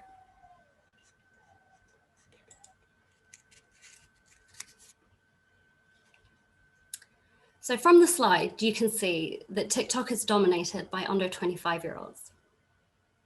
As some of you may have experienced, engaging young donors can be tricky, but Nan and her team have managed to not only reach, but also connect with a new audience, Generation Z.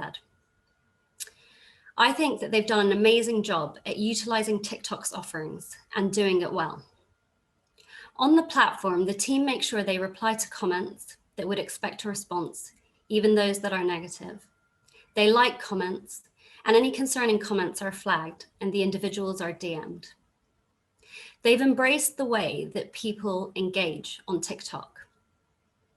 And I love the fact that they mirror how people are engaging with them. For example, if someone just uses emojis, then BRC will do the same back.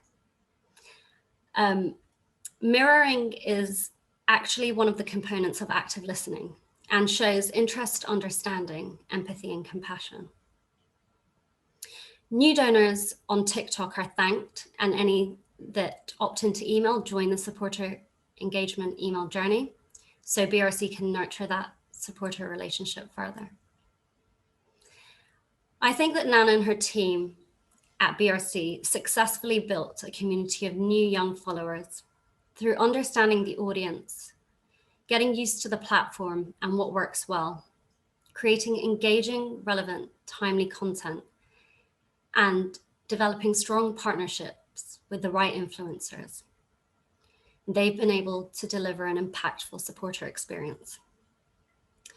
So to summarize, I wish I'd thought of that. Thank you. Thanks so much, Ula. That was awesome. Yes, thank you very much, Ula. That was brilliant. And well done, the team. Yeah, that was I fantastic. saw some very familiar faces dancing away in there, including Cam. Yes, I know. Yeah. So she was with us in spirit after all. Yeah, brilliant. Well, thank you to batch 3 of our speakers. I think we're going to have a little Q&A now. I have a question for Ula back again from Amanda, who says who'd be interested to know of any smaller charities using TikTok well. Ula, do you know? Oh, I'm not actually sure. I think it's one maybe you'll need to look into. Sorry about that. That's okay. That's okay. And also just another one. It's Joanna, my colleague Joanna, would be keen to know how they've done with second gift / repeat giving from donors engaged via TikTok. Do you know at all? That's a good question. I don't actually know. Any of the Red Crossers? Sorry, this isn't going well. No, there's a whole lot of Red Crossers here. If any of them know, they can. I don't personally know, but if any of the Red Crossers do know that are on the chat, they might want to fill in. I could answer that question that somebody's asked about how we communicate with other donors that don't use TikTok. So yeah, so the majority of, I guess, a lot of our support communications are more tailored towards the older donors actually. So at TikTok, we also did a campaign of streaming as well. And we also had a campaign called Miles for Refugees, which were actually newer campaigns skewing much younger than our typical communication. So we do also do a lot of mailing out to our supporters, and we also have email. But mail is probably the main way that we communicate with older supporters. And we had all of our communications that we sent to all of our donors actually talked about both how they could help, but also how they could get help from the Red Cross during the crisis. So that was one of the main things that we did, was always make sure that people knew that we were there for them, but also that they could be there for other people if they were able. And we made that really, really super clear. So yeah, actually up until the last year, I'd say most of our comms were for older donors. So TikTok's bringing us in a new crowd, which is amazing. Yeah, I was going to say, is that the Gen Z? I think I don't know which one I belong to. I've lost track. I'm somewhere between a millennial and a very, very old person. Craig is asking, for Leanne and Amy, both campaigns had lots of personality and humor. Why do you think that many charities are afraid to show personality? So Leanne first, please. A lot of the causes that we deal with are really sensitive and emotive, and so people can be concerned about approaching it sensitively. But I think the best thing to do is test it, speak to the people that you work with, before you just go crazy. But there's some amazing brands like Copperfield and Bloody Good Period, and people really are cutting through and bringing that voice through. So it can be done. I understand why people are scared of it, but I think, test it, involve the people that you support. That would be my starting point. Brilliant. And Amy, what are your thoughts on that? I think you can be creative with it. So I'll give an example. I work for the RAF Association. We do a lot with veterans and welfare cases, and a lot of what we do is really serious. But with our recent Black Friday launch to Christmas, it came from the Christmas elves of Rafa, and there's a whole blog post that was just a little bit silly, and it just got lots of interaction. So there was lots of nice ways to sort of connect it and tie it in. And I think in this year, we're all sat at home feeling a bit sorry for ourselves. We're all more likely to engage with a panda rolling down a hill than we are with a sad story. Yeah, that's a really good point. I think one of the things that's really chimed with me today from what a lot of the campaigns that people have talked about are fun, and actually make it enjoyable to be a supporter. Either enjoyable because you're inspired, like they are in Allied, to be part of the crew, or enjoyable because you're getting updates about penguins or dogs or gags on your loo roll. It should be enjoyable to be the supporter of a charity. It doesn't always have to be deathly serious. Even though often it is very serious, it can still be enjoyable. So anyway, that's a bit of a rant. Sorry, guys. Loved it. I forgot it wasn't just me and you, Amy, having a natter. So we're going to find out from Nana about all the TikTok questions. It's a very technical thing, and it's a bit far. Certainly, I wouldn't be able to answer any of them because I have never used TikTok and I don't actually really know what it is. That's just showing my age there. So I think we'll move on to our final batch, batch 4, and we're going to start with Natasha Rosenthal, senior producer at DTV Global, an agency specializing in producing DRTV and film for charities. Prior to that, Natasha gained in-house experience as the head of supporter retention at UNICEF UK, focusing on developing multi-channel integrated journeys for UNICEF's regular givers, cash and RGP SMS supporters. And she also cut her fundraising teeth at Open, big friends of mine. And Natasha is going to talk to us about Michael McIntyre's Skype for the Trussell Trust. Over to you. Brill, thanks, Joe. I am just going to share. Great. There we go. So, hi everyone, I'm Tash, and I want to start by asking you, have you ever dreamt of having hundreds of O2 arenas filled with totally engaged audiences, all listening to your charity's causes? Well, the idea I want to talk to you today about had just that. Oh.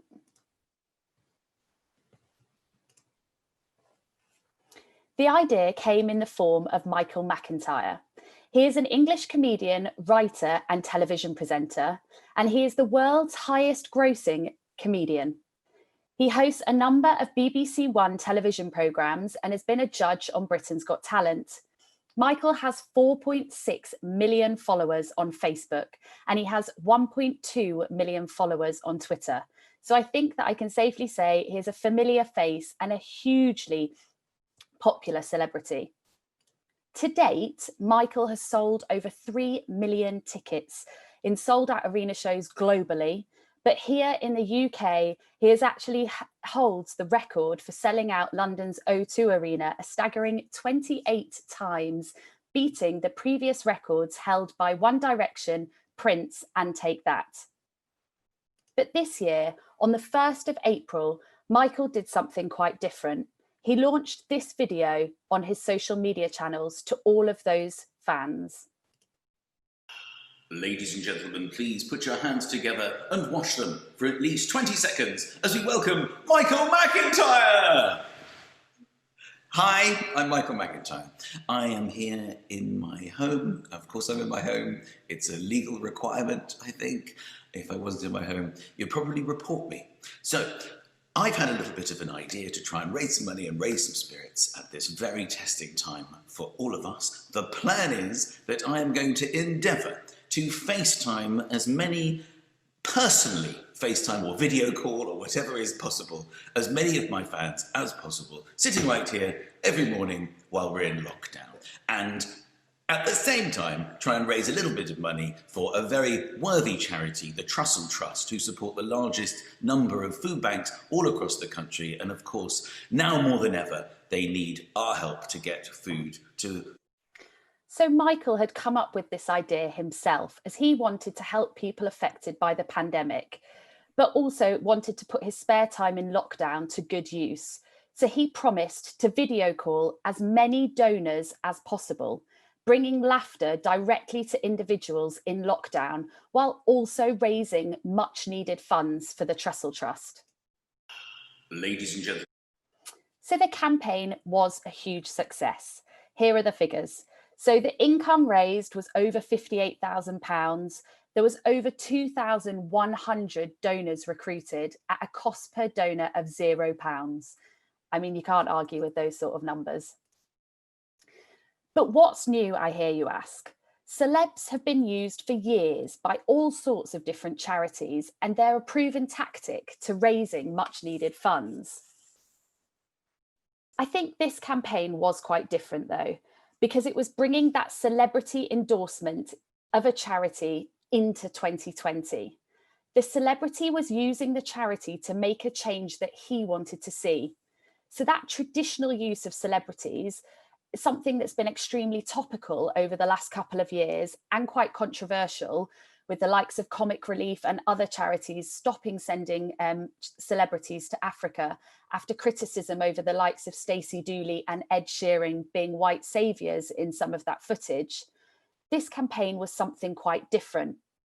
I want us all to view it as a potential new value exchange model, where previously we've given out tote bags or t-shirts in response for a financial donation or a piece of a supporter's data. Here, the celebrity gives some of their time. So in summary, a financial donation is given to a charity, and in response, their celebrity icon in this example gives them a ring. Win-win for both charity and supporter. I think this is a new approach to using celebrities within the charity sector, and it's one I feel that could be easily replicated in lots of different ways. We just need to get inventive over which celebrity supporters we could use and their skill set, and then the tech that we have available, because here it was just simply using video calls. And then to look at the supporter experience, it's looking specifically at this campaign where I felt it ticked every single box of a tried and tested fundraising campaign and structure. We drew in the supporter in a very engaging way with that video from Michael McIntyre, which felt quite personal on his social media channels and went to millions of fans. Then the donor was given a very easy opportunity in order to give a financial gift, and that was directly through the click-through of that video on a website. Michael then showed that love, that bit of something that nobody else could offer, so that video call. And then the thing that we all need to do and kind of remember is we've got these fun bits up front, but give the supporter that information. The much needed kind of pull about the Trussell Trust was sent out. So it had a lovely thank you in it, but also information about the charity. Then ongoing, Michael's support was kept. He released different videos thanking people for their support, and that ongoing kind of commitment to the charity was shown. And we hope that then that would be transitioned into the supporter as well, that they would also have loyalty. So I wish I'd thought of this idea because of 5 key things. The Trussell Trust had free access to super engaged audiences. They had a trusted representative for their charity, Michael McIntyre, that household name. They raised a huge amount of money in just 1 month. It was only for April. And they had very limited resources that were needed to be given from the charity, because really Michael went off and did it himself. And that final bit, it's an exclusive offer for new supporters, something that they couldn't get anywhere else. So what do you think of the idea? I know that Michael was super chuffed.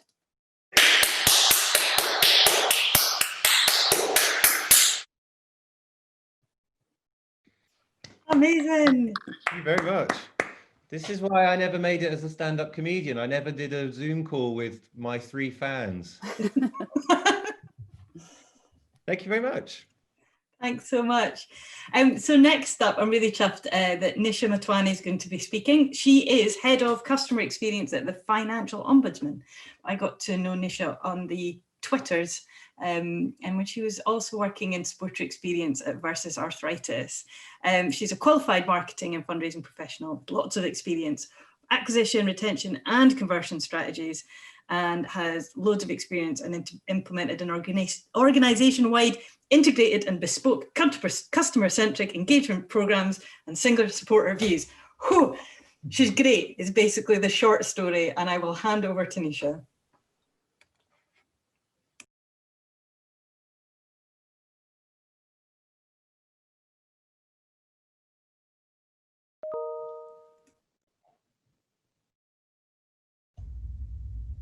Hi, my name's Nisha. I'm going to talk to you about some customer experience that I had over the summer from a company called Il Maquillage. You may have seen them. They were all over social media with videos and testimonials from happy, excited and satisfied customers.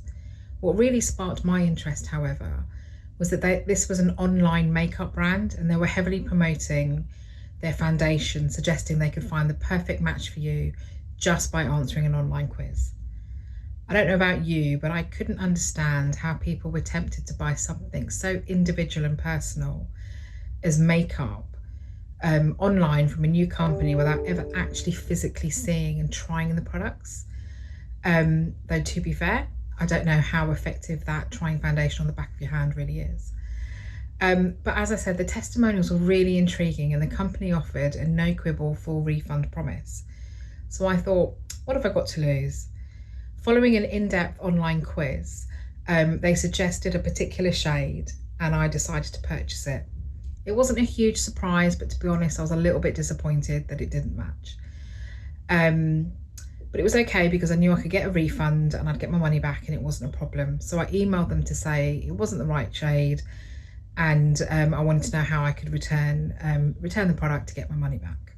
This is where it got really interesting. So I had an immediate response from a customer service rep apologising to me for the fact that they got it wrong and asking if they could try again. She said that I could either get a full refund or they could send me another shade. But either way, she said to me that I could keep the bottle of foundation that I already had and I could pass it on to a friend or family. And also, because they were really disappointed that it hadn't worked, she also sent me a £15 voucher.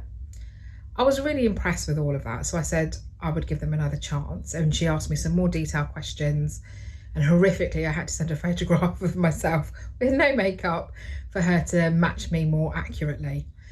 Unfortunately, that didn't work either, and in fact I ended up trying 3 different foundation shades, and none of them were quite right. As before, because they were really disappointed that it hadn't worked, she said I could keep all of the bottles, I could give them to friends or family, and they issued me a full refund, including the postage, no quibbles, no problems. But during this time, because of that £15 voucher that I had, I decided to try some other products. And again, I was a bit conscious of not really knowing what shades would look like, but their website kind of addressed all of that because they had photographs of the different shades on different skin tones so that you could see what it would look like on your skin tone. They had photographs and testimonials from customers, all to give you a better sense of what perhaps a lipstick might look like on you. Again, as I said, it was all backed by a full refund promise. Also, for every product that I bought, they asked me to do a review, and whether it was positive or negative, I was rewarded for reviewing each product by another £15 voucher. All in, I bought 5 products from them, including a lipstick that I ended up returning. Throughout this whole process, the same customer service rep checked in with me on an ongoing basis just to see if I was happy, how I was finding the products, and just kind of keeping in touch with me. So I thought about this and I thought, what were the things that really stood out for me? So you had a new makeup brand selling makeup online, and what they did is they managed to address every single objection that a person might have about doing that and dealing with it straight up. So, you know, the no quibble money back guarantee, the detailed test to check for colour matching, using the photographs on different skin tones to give you a better sense of what a colour might look like, the testimonials and the videos from real customers, going above and beyond to find me a match and actually feeling like it was a failure on their part that they couldn't, offering to send me different shades, allowing me to keep what I already had to pass on to others. You know, when I did return the lipstick, they arranged for a pickup for me, so there was no effort on my part to return anything that I wasn't happy with, and having that same person keeping in touch with me the whole way through, and then finally rewarding my feedback, good or bad, because they use that to shape their ongoing customer experience.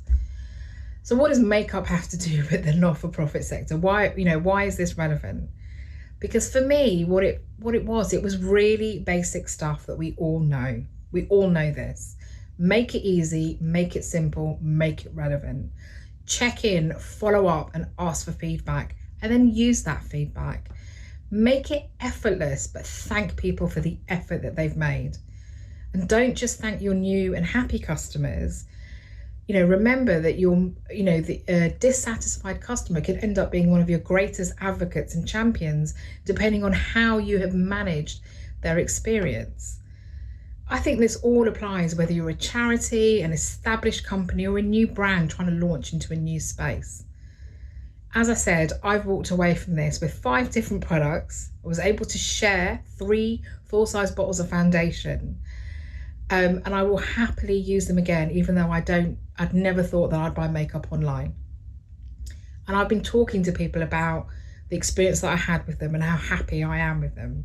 So from their side, absolutely a job well done. And I think there are some really basic truths in this experience that I think we can all take and utilize in our everyday work in terms of delivering really great supporter and customer experience. Thank you.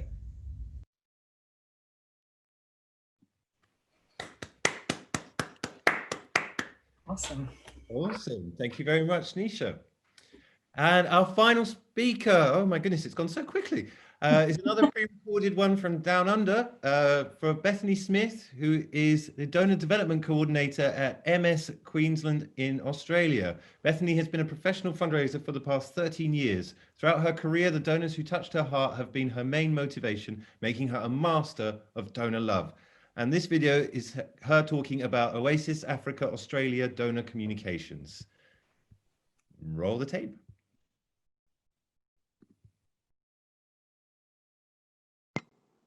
Hi everyone. I wanted to share with you an emotional supporter experience I had that as a fundraiser really made me think, oh, I wish I had thought of that. And it was something that surprised and delighted me and has really, really touched my heart. So I wanted to share. So my supporter journey started last year at a fundraising conference, actually, back when we could do these sorts of things in person. And the event went across a few days. So I think it was day 3, and I had a lot of information swirling around in my head. I had been out networking a bit late the night before as well. And you know how when you're in a break at a conference, you're all in the exhibitors hall standing around chatting with agencies and fundraising consultants and other delegates, and there's coffee and there's snacks, and you're kind of juggling these with your notebook or the tote bag that they give you with all the stuff in it. And yeah, I just wanted to sit down and get caffeinated and process. So I finally found myself a comfy seat at the stand of a fundraising agency that I had actually worked for in the past. And they had an engagement activity. They were asking us to make a friendship bracelet for a student in Kenya, which I thought was very sweet. And I could pick my colours, I could take my time and make a pretty bracelet. So it was a fun mindfulness activity. And I did remake it a couple of times. I'm not the most skilled at braiding.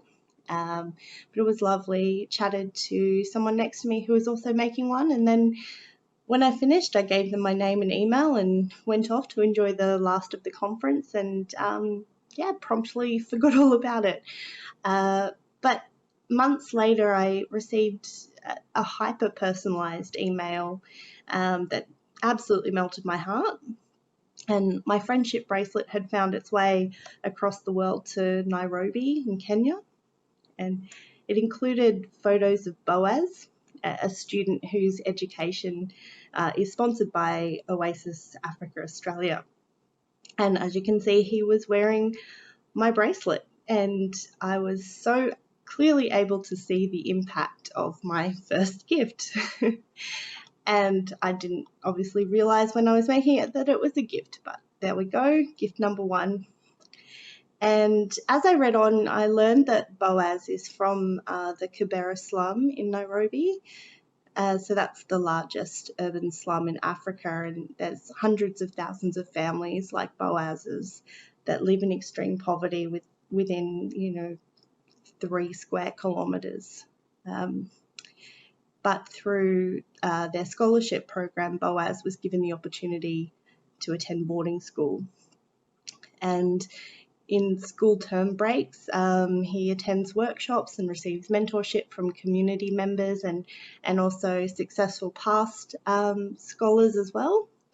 And they even told me about one of their past students who had just graduated an economics degree with first-class honours. And so I could see that the scholarship genuinely provides Boaz and his family and his community hope and a chance to completely break the poverty cycle. And then they let me know that they had just inducted a new cohort of students into their program, so they needed some new sponsors. And as you could probably guess, I did say yes, of course. It was more like, take my money, because I was just so emotionally invested. It was just such a powerful symbol of friendship, seeing someone wearing this and reading about what, something that to me is so small can make such a huge difference to somebody else's life.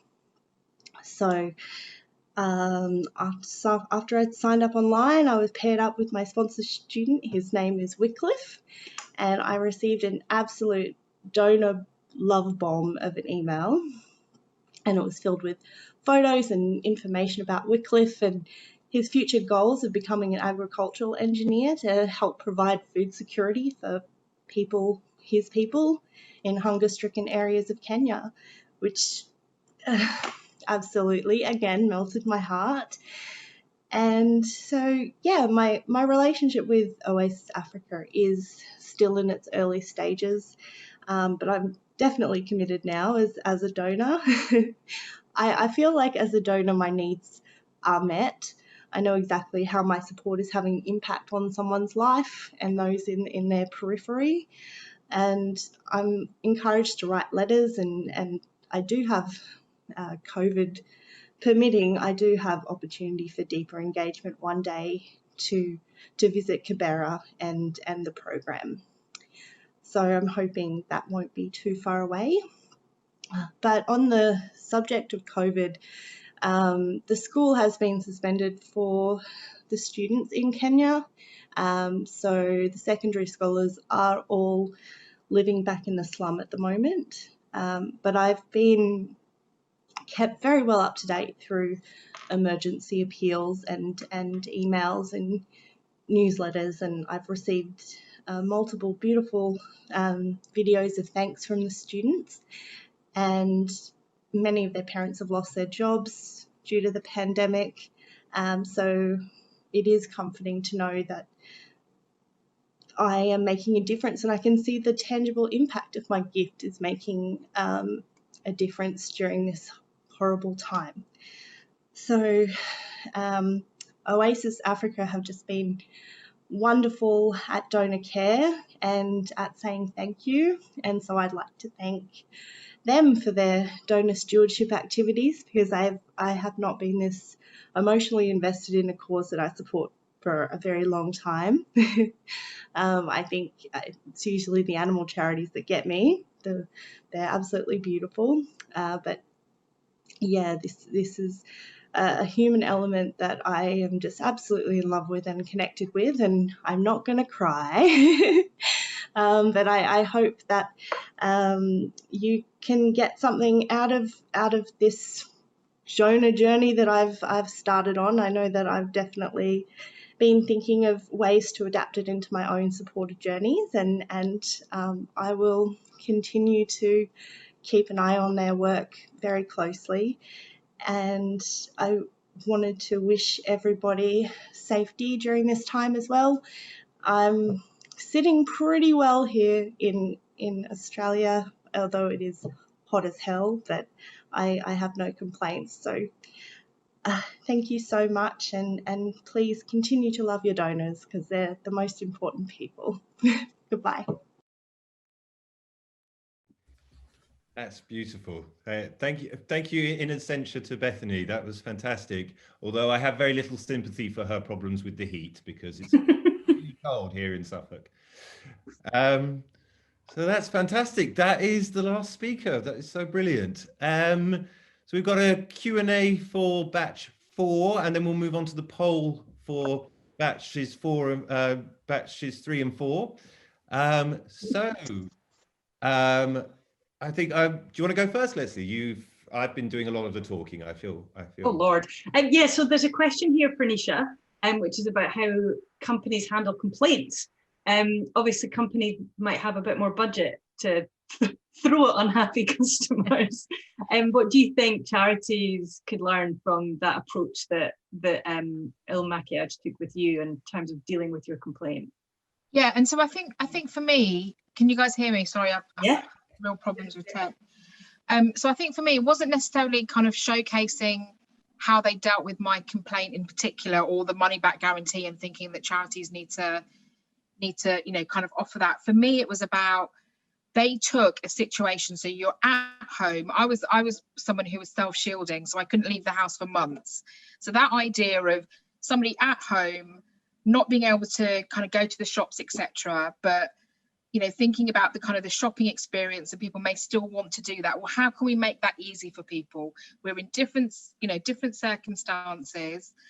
How can we make someone buy makeup online when there'll be all these reasons why they will think that they shouldn't do that, or that they can't do that? So it was about kind of almost preempting the reasons why it will make it difficult for someone to do it, and just nipping them in the bud straight off.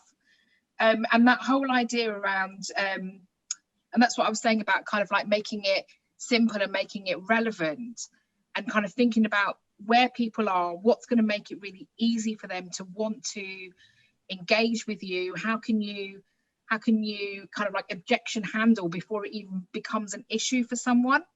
So that's what I'm saying, and that's why I put something in the comments there about, direct debits. And, you must have heard this, because I remember hearing this like 10, 15 years ago at a Blackboard conference, is how often do we address, people ringing up to say that they've moved house, or they're ringing up to cancel their direct debit, that we use that's an admin task. Okay, I'll update the database, as opposed to thinking, if someone is telling you that they're moving house, they absolutely want to stay in touch with you. So how are you managing that experience, rather than just, yeah, I'll update the database, thanks for letting us know, and that's it? This is someone who is proactively saying, keep in touch with me.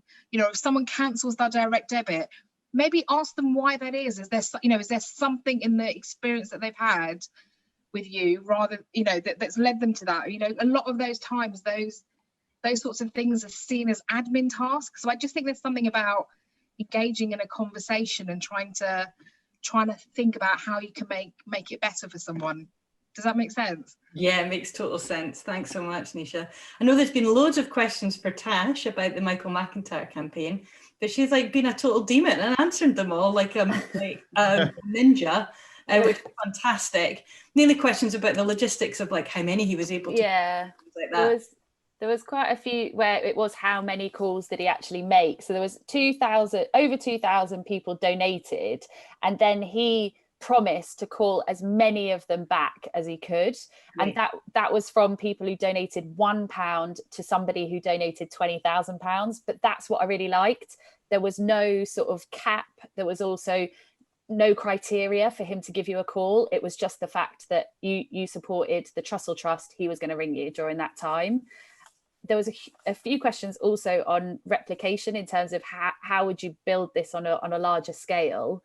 And I think the main thing I wanted to point out was video calling is time consuming. He had time during lockdown, perfect. Like that was a good idea. But if it was to be replicated, voice notes or other tech could be found to use where it could be sent en masse or with higher numbers. So they were probably the two biggest ones. Amazing. Thank you so much. Such a great campaign. There's nothing like just phoning folk and saying thank you. Hannah asked a question to Nisha as well, just wondering if you felt that the company was actually reaching out to you to help you and engage you rather than just responding to you, and how you see this being replicated in a charity. And also, did you ever find a foundation that works for you? So I do think that they were responding to me, because I took it on a punt. I thought, I'll try it. If it doesn't work, I'll return it. No skin off my nose. And I don't know whether you saw some of the emails that came through. So first I got welcomed and thanked for being one of their first UK customers. And then when I said the foundation didn't work, they kind of came back and said, like, give us, can we have another date? Let's try this again. They could have just as easily said, okay, it didn't work, return it. And also letting me keep it to give to someone else, full-size bottles of foundation, we know that they're not cheap. And did I ever find one that worked for me? No, I didn't. But the other products I bought for them are amazing. So what was the last? What was it? And how can you see this being replicated in charities? Again, I think for me that the massive driver for me is about being customer centric, audience focused. Finding out what your donors want and doing what you can to deliver that for them. And I understand, all of the challenges around cost base, and you're kind of focusing on income generation and ROIs. But this whole session has given us some really great kind of ideas and examples of how you can make people feel warm, fuzzy, welcome, and individual, and it doesn't have to cost a lot of money.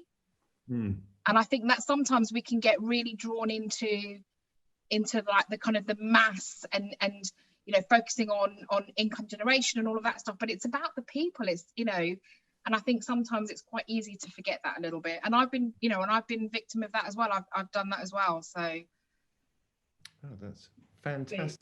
Thank you. I do recommend Tresemme for foundation. Just say that again, sorry. Tresemme do a very good foundation. So I think it's Asian skin. Like if you've got, it's really, I'm struggle with it. It's the bane of my life. At the moment, I'm having to ship stuff over from America. Well, thank you very much, Tash, Nisha. That's been fantastic. And now we're going to move on to our second poll, which is for batches 3 and 4. Let's just see if that's up and running. Not yet. Here we go. Yes, so now it's started. You can all start to vote for Amy Petterson with, we're going to go through and just remind you of the campaign. So Amy Petterson's was Guide Dogs Australia Porgust with all its fantastic puns. Leanne's was Who Gives a Crap, which is just brilliant. Ula talked about the TikTok British Red Cross partnership. The Trussell Trust was, hang on, sorry about this. The Trussell Trust was Tash's Michael McIntyre phone out. Nisha talked about Il Maquillage Makeup. And finally, Oasis Africa Australia Donor Communications was Bethany's campaign. So please vote. We've got 134 in, and it's looking like another very tight race. This is exciting. Keep those votes coming in. Sorry. Ooh. Interesting. 172, 75% voter turnout. If only we could get that in this country. Very exciting. We should say that absolutely everyone who's presented is awesome. Absolutely. Yeah. There are.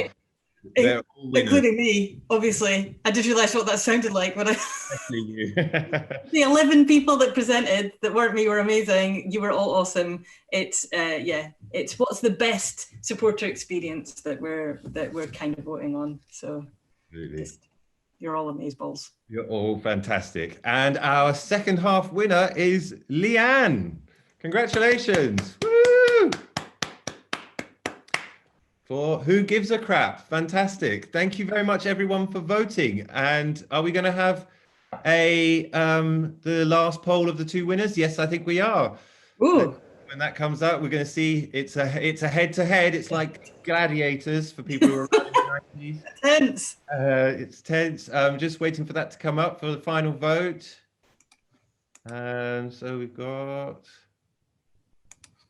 I've just been told that before that, Angela Clough from the Supporter Experience Project is going to have a few words before handing it out to the final head-to-head.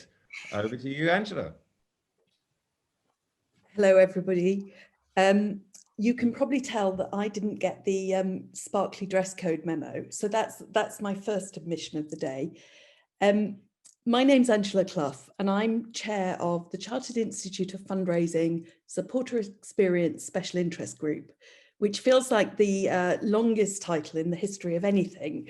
But we are here to kind of help promote the importance of supporter experience in our sector. And my job today is really just to say a few thank yous. I want to thank the speakers. I think you've all been absolutely amazing. I had a small hand in a couple of them, and you're just all providing wonderful examples. So I want to say a huge thank you. I'd like to thank Joe and Leslie. Thank you so much for being great hosts. And Leslie, thank you for stepping in at the very last minute. Again, can we say a huge thank you to Dragonfly? Isla, without you, it's really difficult to do these sorts of events. So thank you so much. And Joanna at Sophie, you have done so much work to get this event together. Thank you so much. And lastly, I want to say my little team of events folk, Craig, Emily, Lisa, you do this when it's, you've got busy day jobs, folks, and you do this as volunteers, and you've pulled off a fantastic event. Way back in, I think, January, before lockdown, before any of this stuff emerged, I had a cup of coffee with Ken Burnett in those days when we could just have a cup of coffee face to face. And we said, wouldn't it be great if we could pull off a supporter experience IWITOT? I had no idea that by December we would be doing it and doing it virtually. And I'm really proud that we've managed to do that. So a huge thank you to everybody. It is our last event of 2020. There have been a few, most of them have been virtual, some of them with very big audiences. And, I'd love you to go on to the CIOF's YouTube channel and take a look at those. There is fantastic amounts of inspiration. I think supporter experience has mattered more than ever this year, mainly because our supporters have shown us just what happens when we get it right. They have responded enormously generously to a whole raft of things that we've seen. And two things have struck me from today. The first was the values piece. I never expected to cry at commercial pieces of stuff. But Leslie, you reminded me of one I cried about earlier in the year. That Timpson's thank you video from the staff to the boss is amazing. And if you haven't seen it already, I urge you to watch it. And I guess the second thing that I've been reminded of today, Nisha, thank you so much for all you're talking about the basic truths of experience. That piece of if somebody wants to change their address, it's not an administrative task. It's somebody who wants to take the time to stay in touch with us. So I think this has been fantastic because you have, you've drawn on the basics And you've also taken us to the piece which I think is so important for our sector, which is our values piece. So I, for one, hope that 2021 will be a little easier for all of us, but I also hope that we will continue to make the progress on supporter experience that has been in bucket loads this year from charities large and small. So thank you all very much. And back to Joe and Leslie. Thank you very much, Angela. Well said. I think someone has said, Craig has said, and I completely second that. I would like to extend the same thanks to Dragonfly, I'd also like to thank the Chartered Institute of Fundraisers Support Experience Special Interest Group. It is quite a mouthful. That's for putting this on, for letting Sophie be part of it, and I want to thank all the people who've worked in the background, Craig, my lovely colleague Joanna, and everyone from CIOF. You've just been absolutely amazing. And I want to say a very special thanks to my co-host, Leslie. Just as we're preparing the final poll, I just want to also encourage you all to please go on to www.sophie.org for some great supporter experience-based content. There's just so many case studies that chime with a lot of what's been said today. Joanna has put the link in the chat, which thank you, Joanna. We are, we're free to access website, but we're not free to run. So any generosity that you have would be hugely appreciated. So please support us because it helps us put on events like this. And I want to also just say thank you to all our speakers who have been absolutely amazing, absolutely fantastic. Also, all their presentations are going to be on Sophie in the near future, so you'll be able to watch them all again on our site. And I want to say thank you to all our attendees. You've all been brilliant. Feedback's been so encouraging. Thank you so much. And thank you very much for your questions and so forth. Thank you very much. And I can also announce the official poll winner for the jacket competition was Amy Petterson. I'm not happy. The poll is up. The poll is up. The voting for the head-to-head is on. Oh, it's a dance-off. Oh, yeah. If it's a draw, will we get them to arm wrestle or something? That would be great. Dance off, Zoom dance off. Yeah, Zoom dance off, I think, or Cool. some karaoke. So we are over halfway through the votes. This is exciting. So just a reminder that Annie Perez's entry was about the Pret-a-Manger program, which is absolutely fantastic. Nice free coffee. And Leanne's was about who gives a crap. So there's a little reminder to Brian and anyone else about what was on offer and what was spoken about. And yes, again, thanks to all the speakers. I mean, you were all fantastic. Oh, fantastic. It's so interesting. The two are both from companies. Interesting. Inspiration can be everywhere. Our competitors are everywhere. Yeah, exactly. So we're getting close. Poll is still going. Oh, it's very tight. And we have a winner, Leanne Howard-Dace, for the talk on Who Gives a Crap. Leanne, congratulations. It's like a battle of the supporter experience titans, Annie versus Leanne. Exactly. Amazing. Well done, Leanne. Well done, Leanne. Thanks. You're welcome. Well, again, thank you, Leslie, for being such a great co-host. I couldn't have done it without you. So I really appreciate you joining at the last minute. Thank you very much. Thank you, everyone, for attending. And of course, again, thank you to our speakers and everyone who's been beavering away in the background. Thank you. Bye, everyone. Bye.